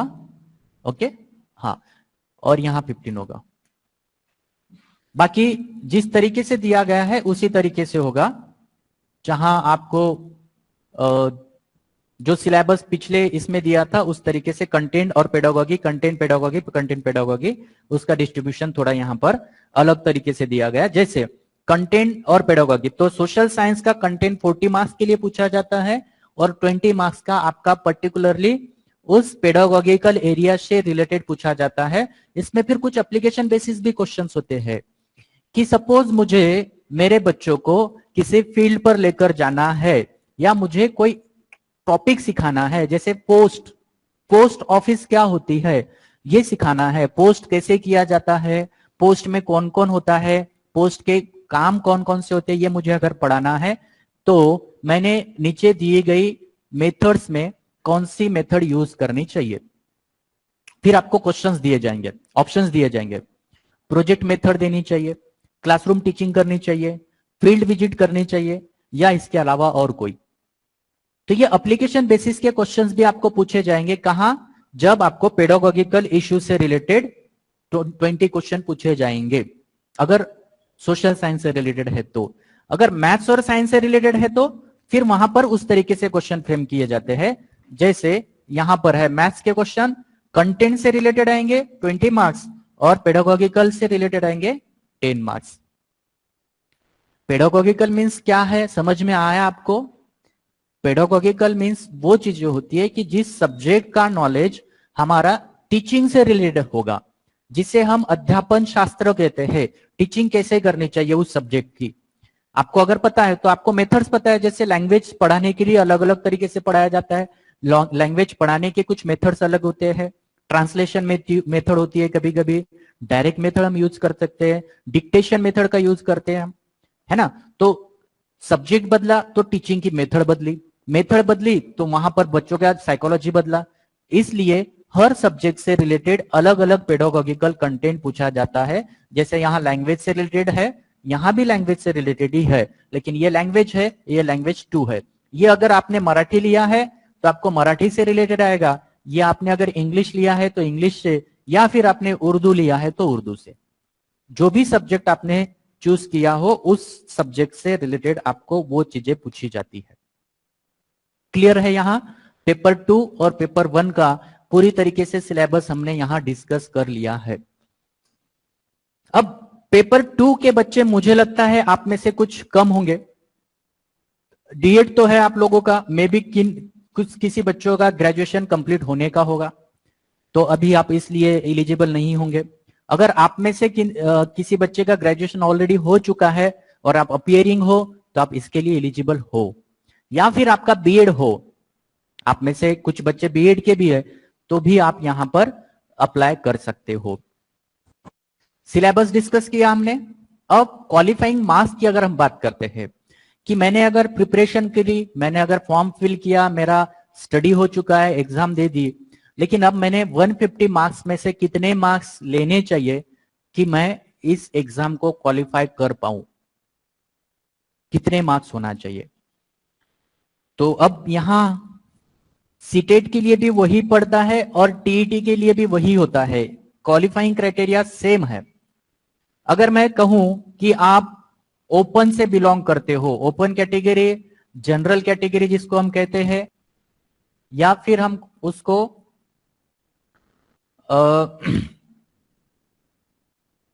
हाँ ठीक है, इस कैटेगरी से अगर आप बिलोंग करते हो तो आपको आउट ऑफ 150 यहां आपको 90 मार्क्स होना जरूरी होगा, मिनिमम 90 मार्क्स होना चाहिए। अगर आपको 89 मिले तो आप क्वालिफाई नहीं करते हो, 90 या 90 अबव, फिर 91 ले लीजिए, 99 ले लीजिए, 110 ले लीजिए, जितना भी लोगे, लेकिन मिनिमम 90 मार्क्स आपके आने ही चाहिए तो आप क्वालिफाइंग करोगे। ये क्वालिफाई करते समय आपको किसी एक सब्जेक्ट में बहुत ज्यादा मिले, किसी एक सब्जेक्ट में कुछ भी नहीं मिले तो कोई दिक्कत नहीं। सब्जेक्ट वाइज क्राइटेरिया नहीं है कि मुझे मराठी नहीं आती है, मैंने मराठी ले लिया है और मुझे मराठी में 0 मार्क्स मिले तो क्या दिक्कत है, कोई दिक्कत नहीं। लेकिन मुझे सोशल साइंस आता है, आउट ऑफ मार्क्स ले सकता हूं मैं, तो मैंने 60 आउट ऑफ 59 ले लिए तो मेरे मराठी के यहां कवर हो गए और मैंने 90 का क्राइटेरिया पार कर लिया। मतलब 90 मार्क्स के अबव मार्क्स मैंने ले लिए तो मैं क्वालिफाई कर गया। मैं ओपन कैटेगरी से या जनरल से बिलोंग करता हूं तो। अब बात रही कैटेगरी की कि जहां पर आपकी कैटेगरी हो, फिर कैटेगरी कोई भी हो, कैटेगरी कोई भी हो, जिस भी कैटेगरी से आप बिलोंग करते हो, एससी हो, एसटी हो, ओबीसी हो, या फिर आप किसी पर्टिकुलरली स्टेट के, हमारे यहां ऐसे अलग अलग कैटेगरीज है, किसी भी कैटेगरी से आप बिलोंग करते हो तो इस सिचुएशन में आपको चाहिए 82 मार्क्स।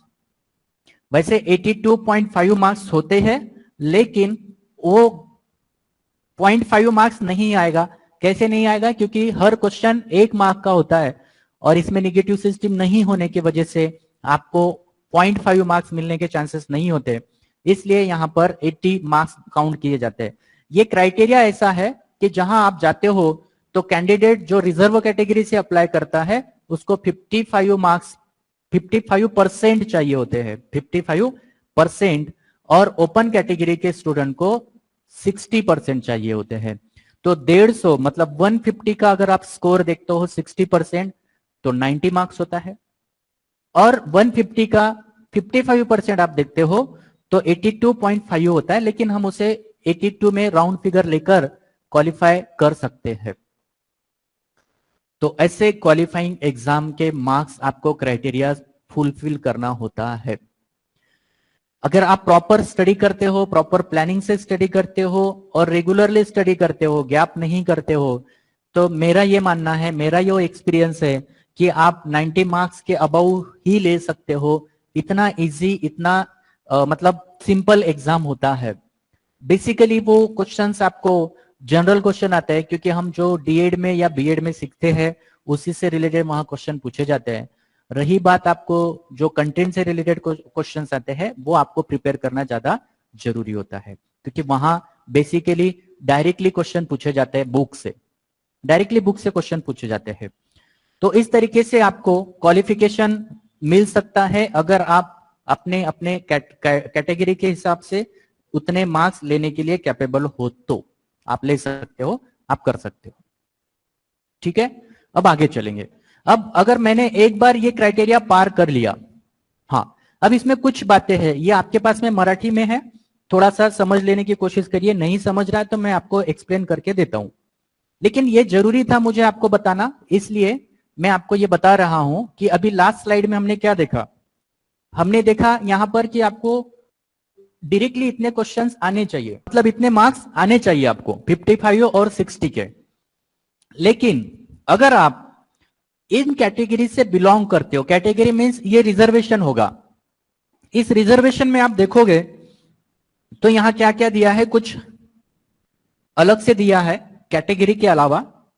फिर आप किसी भी कैटेगरी से बिलोंग करते हो, ओपन से हो या ओबीसी से हो या और किसी रिजर्वेशन कैटेगरी से बिलोंग करते हो, तो अगर आप महाराष्ट्र में रह रहे हो, टीईटी की बात कर रहे हैं इसलिए टीईटी का बता रहा हूं मैं, आप महाराष्ट्र के रहवासी हो और आपके पापा मम्मी माजी सैनिक थे, मतलब फोर्स में थे, रिटायर्ड थे, या फिर शहीद हुए सैनिक की पत्नी हो, कोई हमारा सैनिक हो वो शहीद हो चुका हो, बॉर्डर पर लड़ते लड़ते वो शहीद हो चुका हो, तो उनकी अगर पत्नी हो या फिर उनके फैमिली मेंबर्स हो, उस फौजी के, उस सैनिक का अगर कोई फैमिली मेंबर होगा तो उनको 15% उसमें एक तरीके से छूट दी गई है।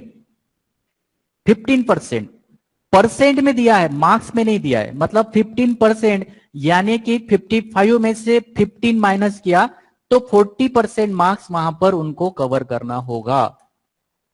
कितना परसेंट? 40% marks, 40% marks. अब 40% मार्क्स यानी कितने? तो 40% मार्क्स यानी 60 मार्क्स लेना होगा, तो वो 60 मार्क्स पर क्वालिफाइंग कर पाएंगे अगर उनके पास में इस तरीके का कुछ हो, प्रूफ होना जरूरी है, प्रूफ हो तो वो उनको इस मार्क्स पे भी क्वालिफिकेशन करते आएगा। इसके बाद और है कि जो बच्चे मेंटल बिहेवियर या मेंटल इलनेस से उनको ये चीजें होती है, मेंटल इलनेस मीन्स मानसिक वर्तन या फिर मानसिक आजार हो, मल्टीपल डिसेबिलिटीज हो, जिसको हम बहुविकलांगता कहते हैं, ऐसे अगर होंगे तो उनको भी यहां पर सहूलत दी गई है। उसी के साथ में हमें ये ध्यान में रखना है कि कुछ बच्चे मतलब जिसको हम अनुकंपा कहते हैं हमारे इसमें, कि जैसे हमारे पेरेंट्स अगर किसी गवर्नमेंट जॉब में हो, हमारे पेरेंट्स अगर किसी गवर्नमेंट जॉब में हो और वो ऑन ड्यूटी एक्सपायर हो चुके हैं, है ना, तो उन पेरेंट्स की जगह पर बच्चों को लगाया जाता है। ओके, तो उसे हम अनुकंपा कहते हैं। उस अनुकंपा में अगर कोई बच्चा एज अ टीचर क्वालिफिकेशन उसने लिया है लेकिन अनुकंपा के बेसिस पर लग चुका है, लेकिन उसके पास में टीईटी या सीटीईटी नहीं हो, तो उनको आने वाले 3 साल के अंदर वो क्वालिफिकेशन मिलाना होगा, टीईटी या सीटीईटी। अगर वो उन्होंने लिया तो ही वो अपना जॉब कंटिन्यू कर पाएंगे, अदरवाइज वो अपना जॉब कंटिन्यू नहीं कर पाएंगे। ओके, तो ये अनुकंपा वालों के लिए है। ये जो उनको छूट मिली है ये इन कैटेगरी के बच्चों को दी गई है।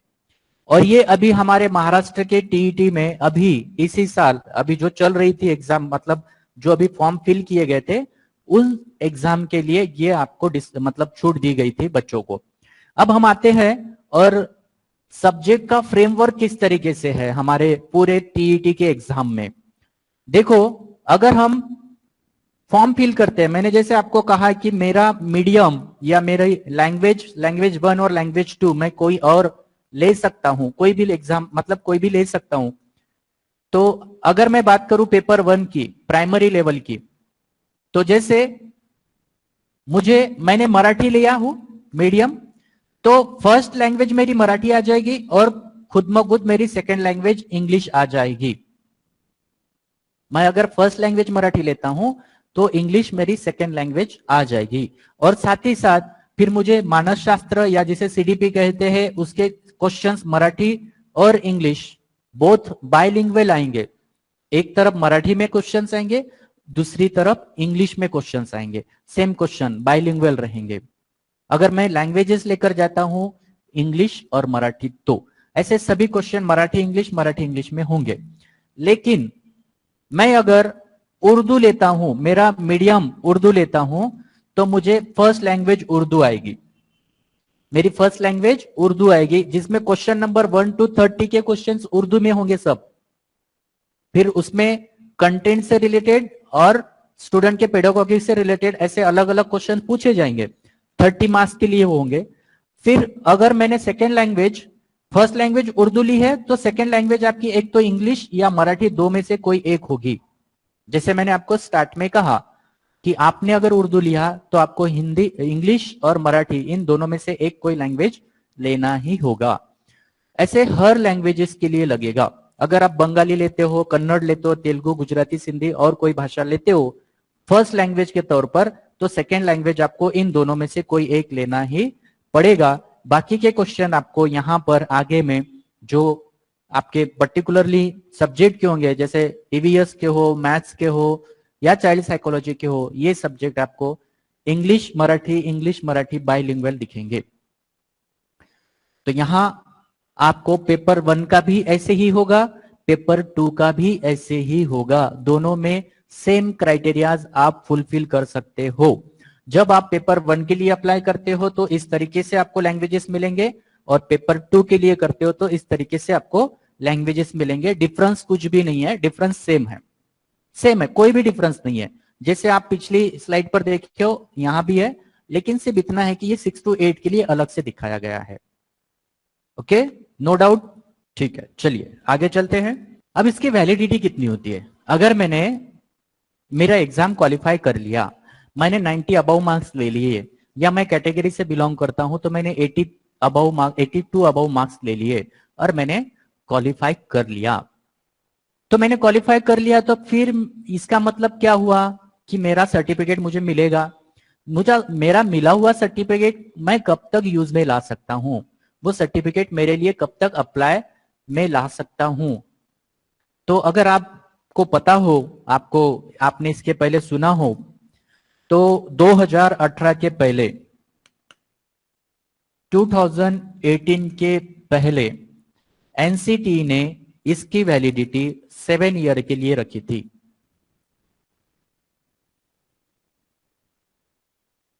और वो भी कहां से काउंट की जाएगी? Date of result.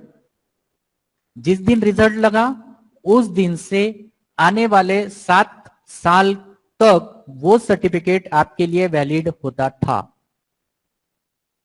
मतलब सपोज मैंने आज कोई सर्टिफिकेट, मतलब सीटीटी का या टीईटी का एग्जाम देने के बाद आज उसका रिजल्ट डिक्लेयर हुआ, आज मैं क्वालिफाई कर चुका हूं, तो आज है 25 अक्टूबर 2024।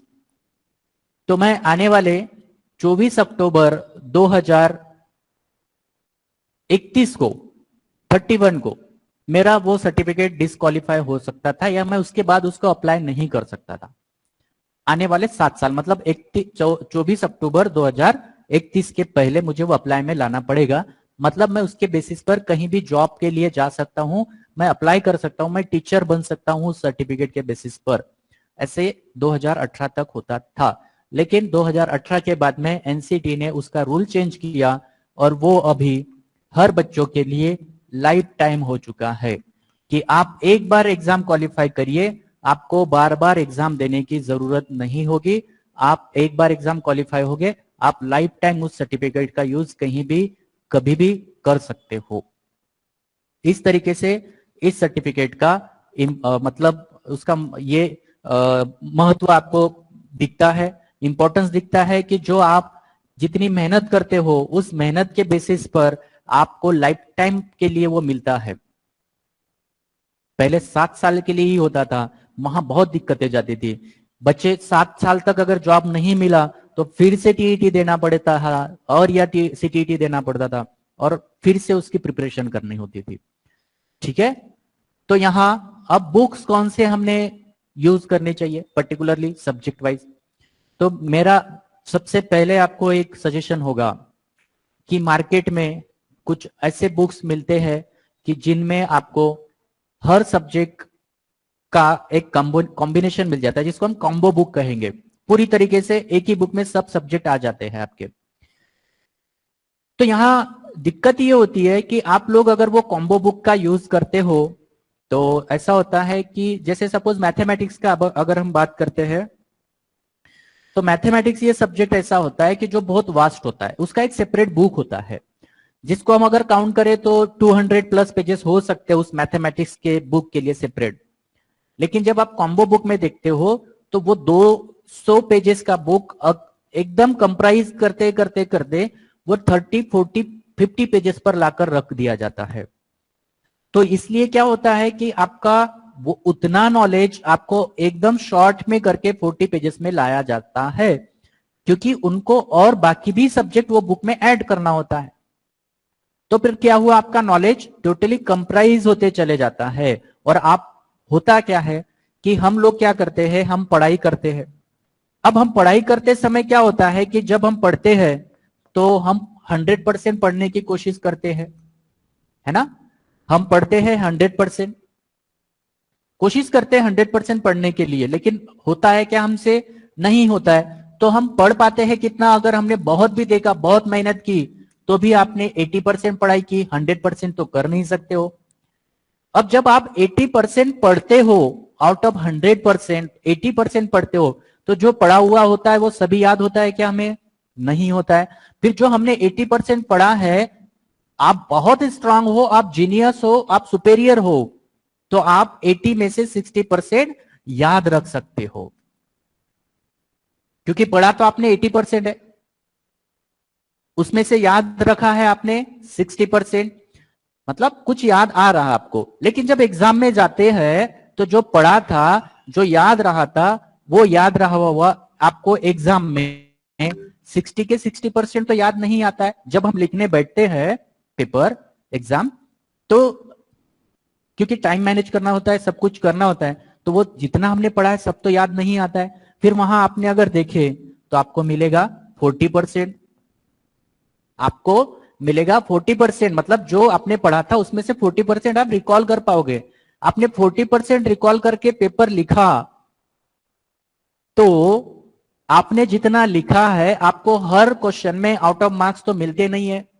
अगर सपोज 10 मार्क्स का क्वेश्चन है, आपने उसको पूरा भी लिखा हो तो आउट ऑफ 10 आपको 10 तो मिलते नहीं है, उसमें से कुछ तो कम मिलते ही है। 7 में बोल दीजिए, 8 बोल दीजिए, ऐसा करते करते आप पूरी भी कोशिश करोगे तो आपको एग्जाम में मार्क्स कितने मिलते हैं?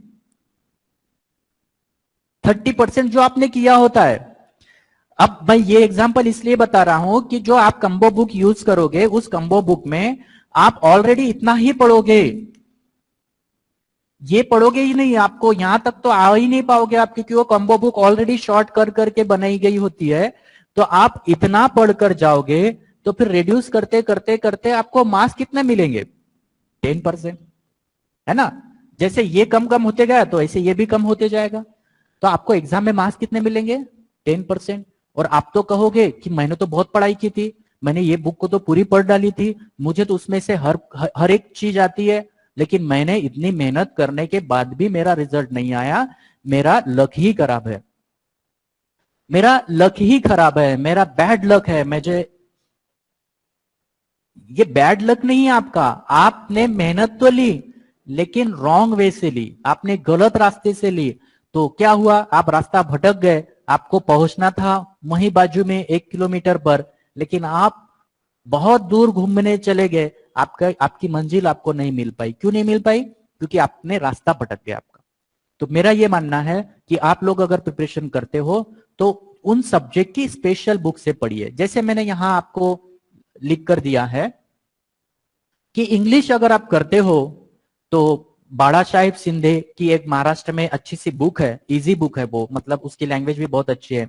इसके साथ ही साथ आपको शेख MG शेख सर की एक बुक मिलेगी, जिस बुक को पढ़कर आप अपना इंग्लिश ग्रामर अच्छा कर सकते हो, कंटेंट अच्छा कर सकते हो।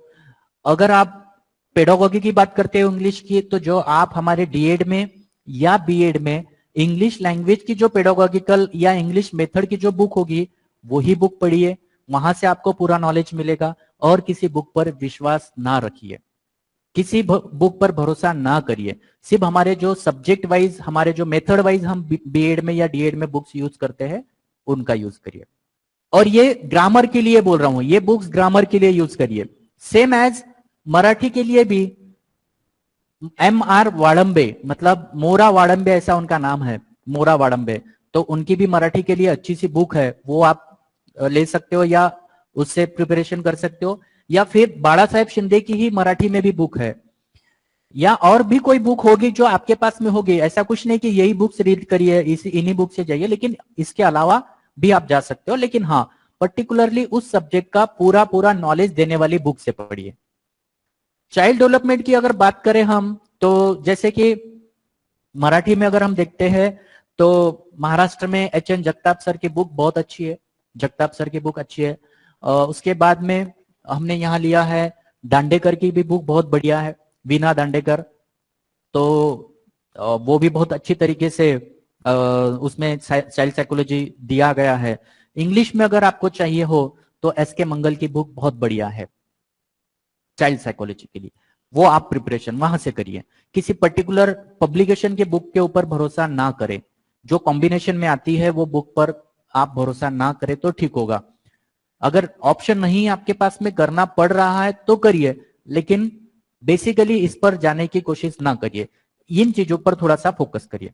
अब रही बात सब्जेक्ट वाइज, जो जो सब्जेक्ट प्राइमरी 1 या प्राइमरी 2 में, पेपर 1 में या पेपर 2 में आती है, उनकी अगर हम बात करें तो यहां आप देख सकते हो पेपर 1 से रिलेटेड तो EVS अगर हमें पढ़ना है तो EVS में आपको क्लास 3 to 5th के जो स्टेट बोर्ड के एग्जाम्स मतलब होते हैं, या स्टेट बोर्ड के जो बुक्स है, वो बुक्स आप बाय कर सकते हो, मार्केट में आपको इजीली अवेलेबल हो जाएगी। अगर आपको बाय नहीं करना है, आपको उसकी सॉफ्ट कॉपी ही चाहिए, आपको मोबाइल में पढ़ना है, डेस्कटॉप पर पढ़ना है, लैपटॉप पर पढ़ना है, या आपको प्रिंट आउट करना है, तो आप गूगल पर जाकर एक स्टेट बोर्ड की बुक्स डाउनलोड कर सकते हो और वहां पर डालना है आपको ई बाल भारती। ई बाल भारती अगर आपने ऐसे सर्च किया तो गूगल पर आपको डायरेक्टली हमारे स्टेट बोर्ड के जितने भी क्लास के बुक्स होते हैं वो सभी बुक्स आ जाएंगे एक सिंगल क्लिक पर। और आपको कौन कौन से क्लास के डाउनलोड करना है, कौन से मीडियम में डाउनलोड करना है वो भी दिया गया है। वहां मीडियम वाइज भी दिया गया है, क्लास वाइज भी दिया गया है, सब्जेक्ट वाइज भी दिया गया है। तो ई बाल भारती जब आप सर्च करते हो तो आपको फ्री ऑफ कॉस्ट में हमारे हर बुक्स, स्टेट बोर्ड के हर बुक्स वहां पर मिल जाएंगे। या फिर आपके आजू बाजू में, आपके रिलेशन में जो बच्चे पढ़े हैं, उनका कंप्लीट हो चुका है वो क्लास का, तो आप उनके भी बुक्स कलेक्ट कर सकते हो, पर्टिकुलरली इन सब्जेक्ट के लिए। ईवीएस का क्लास 3rd to 5th के लिए जो बुक्स होती है वो, और मैथ्स के भी same as class 3 to 5th के जो मैथमेटिक्स के बुक्स होंगे वो।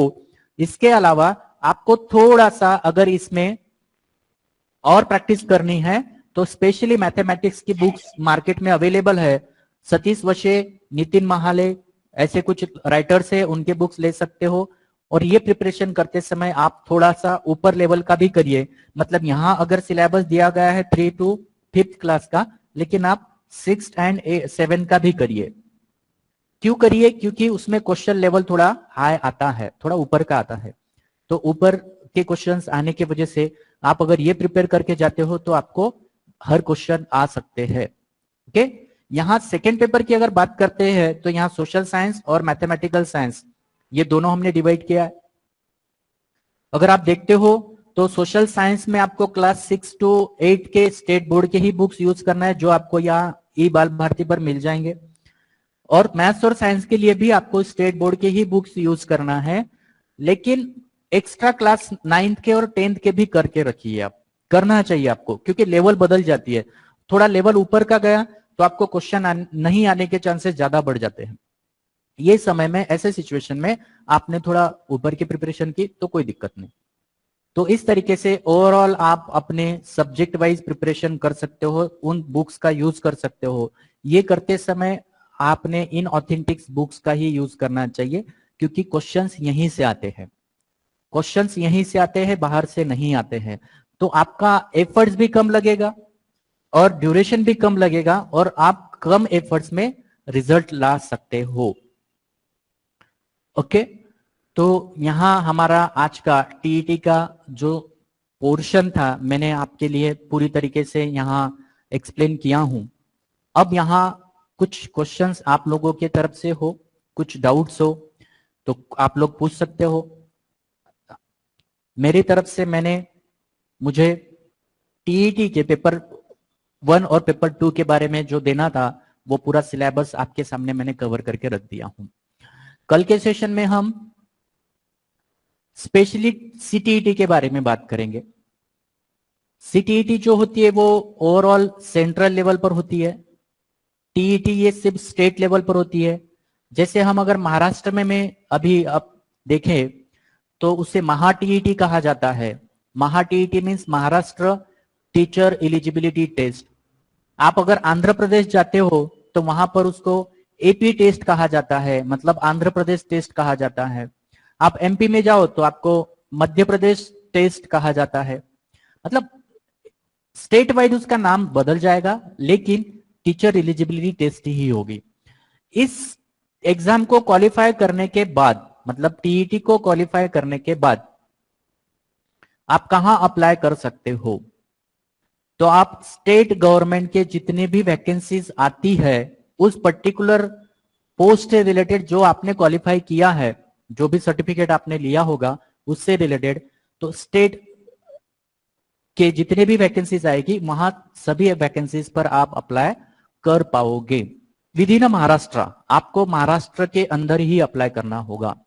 आपको अगर अदर स्टेट में जाना हो तो आप टीईटी के बेसिस पर अदर स्टेट में नहीं जा पाते थे, नहीं जा पाते, अभी भी नहीं जा पाते हो। लेकिन अगर आप टीईटी पास हो, टीईटी पास हो, महाराष्ट्र की टीईटी पास हो, और अभी अभी एनसीटी ने एक नया रूल जारी किया है जिसमें केवीएस, पता है आपको, केंद्रीय विद्यालय संगठन, एनवीएस नवोदय विद्यालय संगठन, आर्मी पब्लिक स्कूल सुना होगा आप लोगों ने, अभी अभी एकलव्य मॉडल रेसिडेंशियल स्कूल, ये स्कूलों की वैकेंसीज आई थी, जहां ये ऑल ओवर इंडिया में होती है,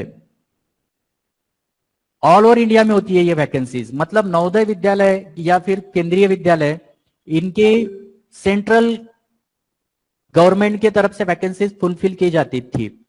और अभी तक यहां पर आपको अगर अप्लाई करना होता था तो वो सीटीईटी के अलावा आप नहीं कर पाते थे, आपको सीटीईटी क्वालिफाई करना जरूरी होता था।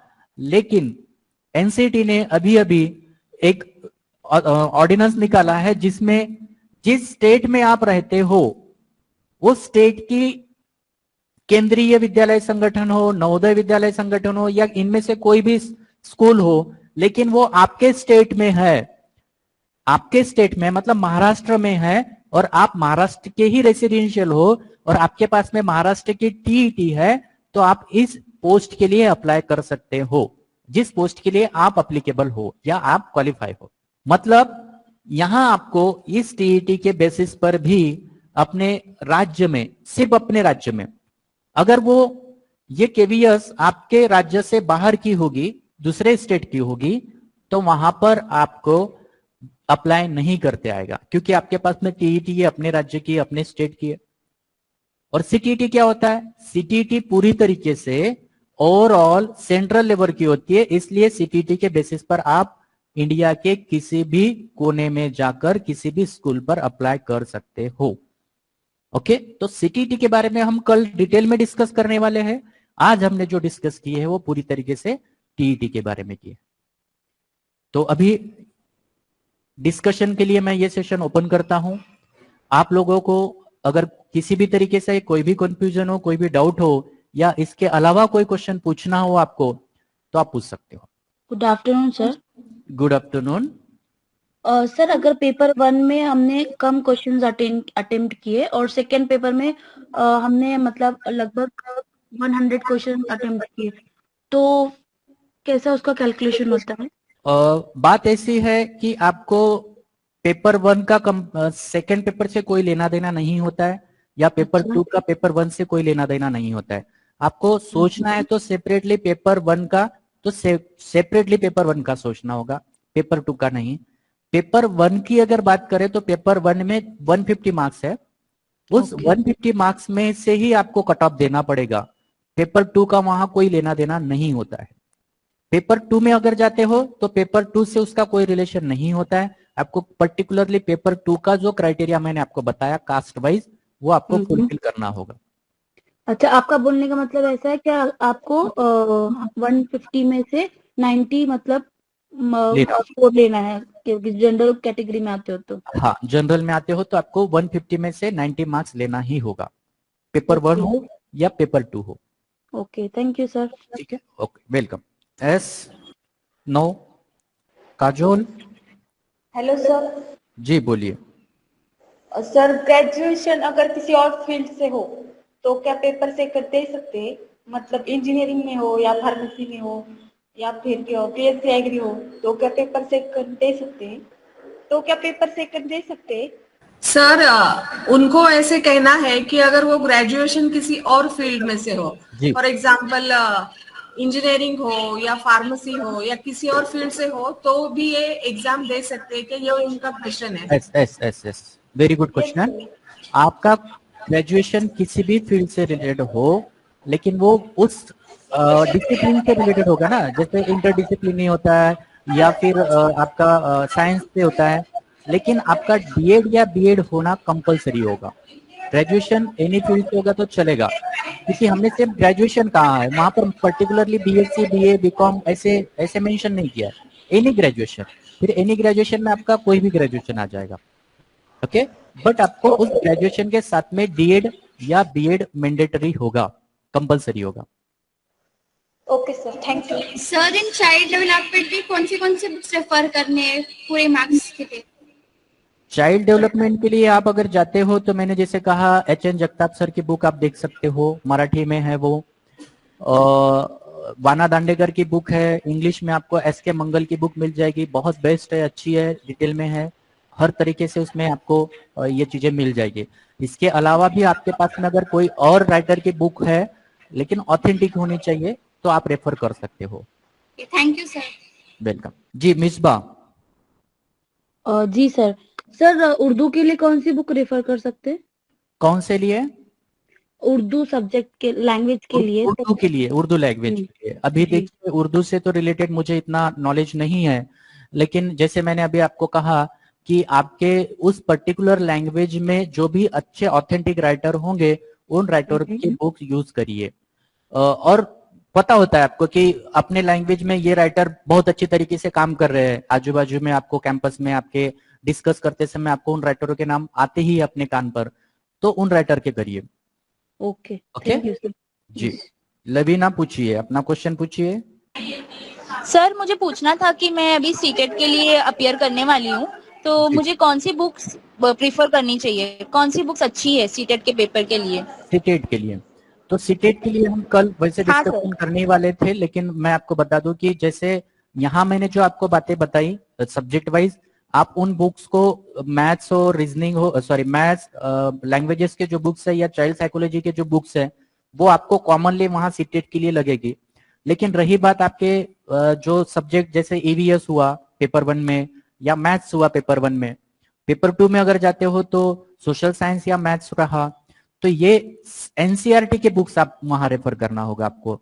हम TET के लिए जब डिस्कस किए तो हमने स्टेट बोर्ड के बुक्स लिए थे, वहां आपको NCERT के बुक्स रेफर करने होंगे स्कूल लेवल के। बाकी जो आप यहाँ पर कर रहे हो, जैसे मैंने चाइल्ड साइकोलॉजी लैंग्वेजेस की बात की, तो आप उन सब्जेक्ट के यही बुक रेफर किए तो भी चलेंगे, उसके लिए कोई अलग से बुक रेफर करने की आपको जरूरत नहीं होगी। सर जो SY स्टूडेंट्स है जिन्होंने अभी फॉर्म्स नहीं भरे, तो क्या वो कभी फॉर्म डिक्लेयर होंगे वापस से DLED के लिए, ये TET एग्जाम के लिए?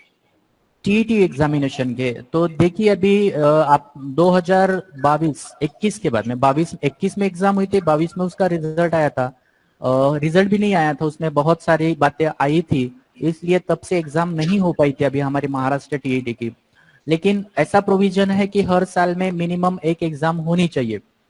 सीटेट एक साल में 2 बार होती है, लेकिन TET महाराष्ट्र TET की अगर बात करें तो ईयरली होती है, होनी चाहिए। कुछ पिछले 2 या 3 साल में नहीं हुई थी, लेकिन यहाँ से आगे हर साल होने के चांसेस पूरी तरीके से है। तो ये समझ लीजिए कि आपको आने वाले 4 या 5 महीनों में फिर से एक बार TET मिलेगी। Okay, thank you sir. Okay, welcome. Sujata, अपना क्वेश्चन पूछिए। ये सर मैंने फॉर्म भरा है, लेकिन मेरा फॉर्म भरते समय एक गलती हो गई, फीमेल की जगह मेल ऑप्शन मैंने ये किया। ओ, तो अब उस पर मैंने ग्रीवेंस भी डाला है, लेकिन उसका कुछ आंसर नहीं आया है सर। किस में, TET में या सीटेट में? TET में सर। महाराष्ट्र TET में? हाँ, महाराष्ट्र TET में सर। जी, उसमें तो कुछ करेक्शन के चांसेस नहीं है। वहां उन्होंने जब एप्लीकेशन की डेडलाइन दी थी उसके 2 दिन बाद करेक्शन करने के लिए विंडो ओपन करके दी थी आपको, कि आप जो भी करेक्शन हो वो कर पाते थे उस समय में, उस ड्यूरेशन में। लेकिन अब नो एनी चांस कि आप उसमें किसी भी तरीके से चेंजेस नहीं कर सकते। तो सर मैं सुजाता का क्वेश्चन, अमिता सुजाता का क्वेश्चन पूरा होने दीजिए फिर आप पूछिएगा। सर अभी फिर मेरा कैसे होगा फिर, मतलब मैं दे पाऊंगी? कोई दिक्कत नहीं, आप पहले अपनी एग्जाम अच्छी तरीके से प्रिपेयर करिए। आपके माइंड में ये मत रखिए कि मैंने उस तरीके से गलती कर दी है। आप पहले अपना 100% देकर अपने एग्जाम के लिए प्रिपेयर करिए, एग्जाम क्वालिफाई करिए, उसके बाद में जो भी उस पर सोल्यूशन होगा हम निकाल सकते हैं। हम फिर वहां क्योंकि महाराष्ट्र में महाराष्ट्र एग्जामिनेशन काउंसिल पुणे यही एग्जाम लेता है, तो आप वहां आसपास में ही होंगे, तो आप डायरेक्टली वहां जाकर उस ऑफिस में जाकर ये क्वेरी आपकी दे सकते हो। वहां मैन्युअली आप वो चीजें करने के लिए लायबल हो कर पाओगे आप। सर वहाँ का कोई नंबर नहीं होता है कि हम नंबर नहीं होगा, नंबर पर आपको कोई रिस्पांस नहीं देगा। आप कोशिश करिए कि डायरेक्टली ऑफिस में जाकर ही आप वहां इन चीजों का सोल्यूशन निकालने की कोशिश करिएगा। लेकिन एग्जाम के बाद ही सर ना? एग्जाम के बाद नहीं, अभी कुछ भी नहीं होगा उसमें। Okay sir, thank you sir. ठीक है जी। अमिता। यस, किसी को भी अगर कोई क्वेश्चन हो, कोई क्वेरी हो, डाउट हो रिगार्डिंग टीईटी एग्जामिनेशन, बुक्स, उसके बारे में आप अपने क्वेश्चंस पूछ लीजिए, अभी अपने पास टाइम है। और सीटीईटी के बारे में कल डिटेल में सर आपको बताएंगे सारी चीजें। सीटीईटी एग्जाम के बारे में कल डिस्कशन होगा, तो हर कोई कल ज्वाइन करेगा और टाइम पे करेंगे, ताकि वो टाइम पे स्टार्ट होके टाइम पे खत्म हो जाए। सीटीईटी के बारे में कल डिटेल में इंफॉर्मेशन सर हमें देने वाले हैं। आज आपके जो भी क्वेरीज रिगार्डिंग टीईटी है आप पूछिए। Good afternoon sir. जी गुड आफ्टरनून, बोलिए। सर मेरा फर्स्ट टाइम है अभी टीईटी देने का। जी। तो एग्जाम मतलब एग्जाम लेवल जो है, एग्जाम की क्वेश्चनिंग जो लेवल है वो मॉडरेट आती या टफ आती? ऐसा कुछ नहीं होता है। हर क्वेश्चन में आपको ऐसे हर पेपर में से दिखेगा कि कुछ 30% क्वेश्चन थोड़े हाई लेवल के आएंगे, कुछ मॉडरेट होंगे और कुछ लो लेवल के भी आएंगे। तो आपको ये माइंडसेट लेकर जाना है कि आपको जो भी पेपर आएगा जिस लेवल का, हमें टफेस्ट प्रिपरेशन करना है। लेवल कोई भी रही तो हम उसको वहां पर हमारा अटेम्प्ट मिस नहीं होना चाहिए, हमने अच्छी तरीके से उसको प्रिपेयर करना लेना चाहिए। जहां पर मैं बताना चाहूंगा आपको कि मैंने जो आपको बुक्स दी है, जो भी सब्जेक्ट वाइज बुक्स दी है, वो आपने पूरी तरीके से प्रिपेयर की, तो मैं नहीं मानता कि आप में से कोई भी फेल होंगे या कोई भी क्वालिफाई नहीं कर पाओगे। क्योंकि मेरा जो एक्सपीरियंस है इस फील्ड में, वो मैंने देखा हूं कि हर साल डायरेक्टली क्वेश्चन उस बुक से, स्टेट बोर्ड के बुक से डायरेक्टली उठाकर यहाँ पर पेस्ट किया जाता है। या फिर डायरेक्टली कुछ क्वेश्चन ऐसे होते हैं, जैसे कुछ पिक्चर्स होते हैं, जैसे शिवाजी महाराज का हो या फिर शिवाजी महाराज के एरिया का हो, या जो जियोग्राफिकल नकाशा दिया जाता है, मैप, तो वो डायरेक्टली उसी तरीके से उठाया जाता है, वो पेपर में पेस्ट किया जाता है और आपको उसमें से कुछ पूछा जाता है। तो आप लोग सिर्फ इतना प्रिपेयर करोगे तो आपको पेपर का जो लेवल है वो लेवल ऐसा लगेगा कि बहुत लेवल सिंपल है, मॉडरेट है, कुछ भी नहीं है इस पेपर में, ऐसा लगेगा जब आप प्रिपेयर करके जाओगे। जब प्रिपरेशन हो जाती है तो आपके लिए पेपर मॉडरेट ही होता है या इजी होता है। जब आप प्रिपरेशन नहीं करते हो तो सीधा सिंपल इजी पेपर भी आपको बहुत टफेस्ट लगता है। Okay? Yes sir, okay sir, thank you. जी वेलकम। हाँ, गुड आफ्टरनून सर। जी गुड आफ्टरनून। हाँ सर, जैसे कि आपने बोला था कि 3 सब्जेक्ट में अगर आपने 90 लाया और मैथ्स में अगर आपको कुछ मिला नहीं परसेंटेज, तभी पास हो सकते हैं, ऐसे आपने बोला था, तो सही नहीं हो सकते? हाँ, तो किसी भी सब्जेक्ट में आपको कम मार्क्स आए सिंगल सब्जेक्ट में, लेकिन आपका ओवरऑल एग्रीगेट 90 मार्क्स हो रहा है, अगर आप ओपन कैटेगरी से बिलोंग करते हो, 90 अबव मार्क्स हो रहे हैं या 90 भी हो रहे हैं, तो आप क्वालिफाई कर सकते हो।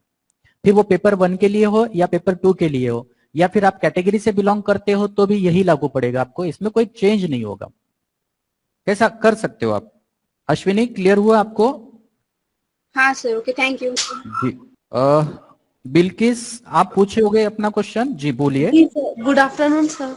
गुड आफ्टरनून सर, एक्चुअली मेरा क्वेश्चन ये था कि पेपर स्टार्ट करते हो स्ट्रॉन्ग सेक्शन से स्टार्ट करिए या वीक सेक्शन से? ओके, आप अगर दोनों एग्जाम के लिए क्वालिफाई हो, मतलब दोनों के लिए अप्लाई कर पाते हो, तो दोनों में भी 3 सब्जेक्ट 90 मार्क्स तो कॉमन है। ओके, 90 मार्क्स कॉमन है। आपको लैंग्वेज कॉमन मिलेगी, आपको पेपर 1 मतलब first language, second language common मिलेगी और चाइल्ड डेवलपमेंट कॉमन मिलेगा।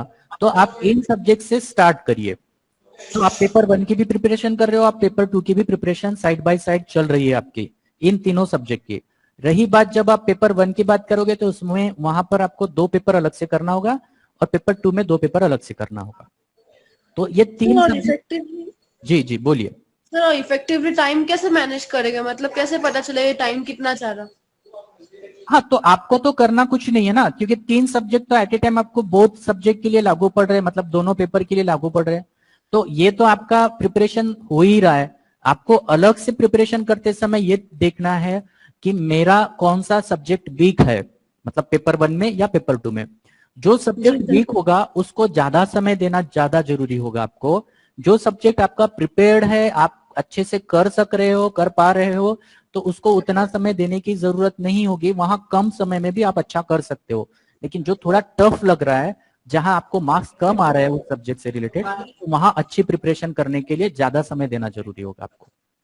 जी sir, thank you sir. Welcome. Okay, thank you everyone. Thank you sir, आज आपने बहुत अच्छे तरीके से बच्चों को इंफॉर्मेशन दी। एग्जाम का फॉर्म किस तरह से फिल करना है, कौन से सब्जेक्ट चूज करने हैं, किस तरह से कितने क्वेश्चंस आते हैं, टेक्स्ट बुक्स कितने हैं, डिफिकल्टी लेवल क्या होगा, बहुत डिटेल में और बहुत अच्छी तरीके से आपने समझाया है। आशा करती हूँ कि सभी बच्चों को सारी चीजें समझ में आ गई होगी टीईटी एग्जामिनेशन के बारे में। कल हम डिटेल में बात करेंगे सीटीईटी एग्जामिनेशन के बारे में, पेपर, फिर आज की तरह ही सारा डिटेल में इंफॉर्मेशन आपको मिलेगा। तो आप सभी लोग कल टाइम पे ज्वाइन कीजिएगा, ताकि ज्यादा देर हमें और आगे ये न करना पड़े, टाइम एक्सटेंड न करना पड़े। आप सभी लोग टाइम पे शार्प 11 बजे आप लोग ज्वाइन कीजिए। हमारा सेशन कल का भी इसी तरह से अच्छे से होगा। आप सभी लोगों का धन्यवाद ज्वाइन करने के लिए, और thank you sir. Thank you ma'am, thank you, thank you. Thank you sir, thank you Anuradha madam. Thank you all. We will end the meeting over here, and again tomorrow 11 o'clock sharp we are going to attend the meeting once again.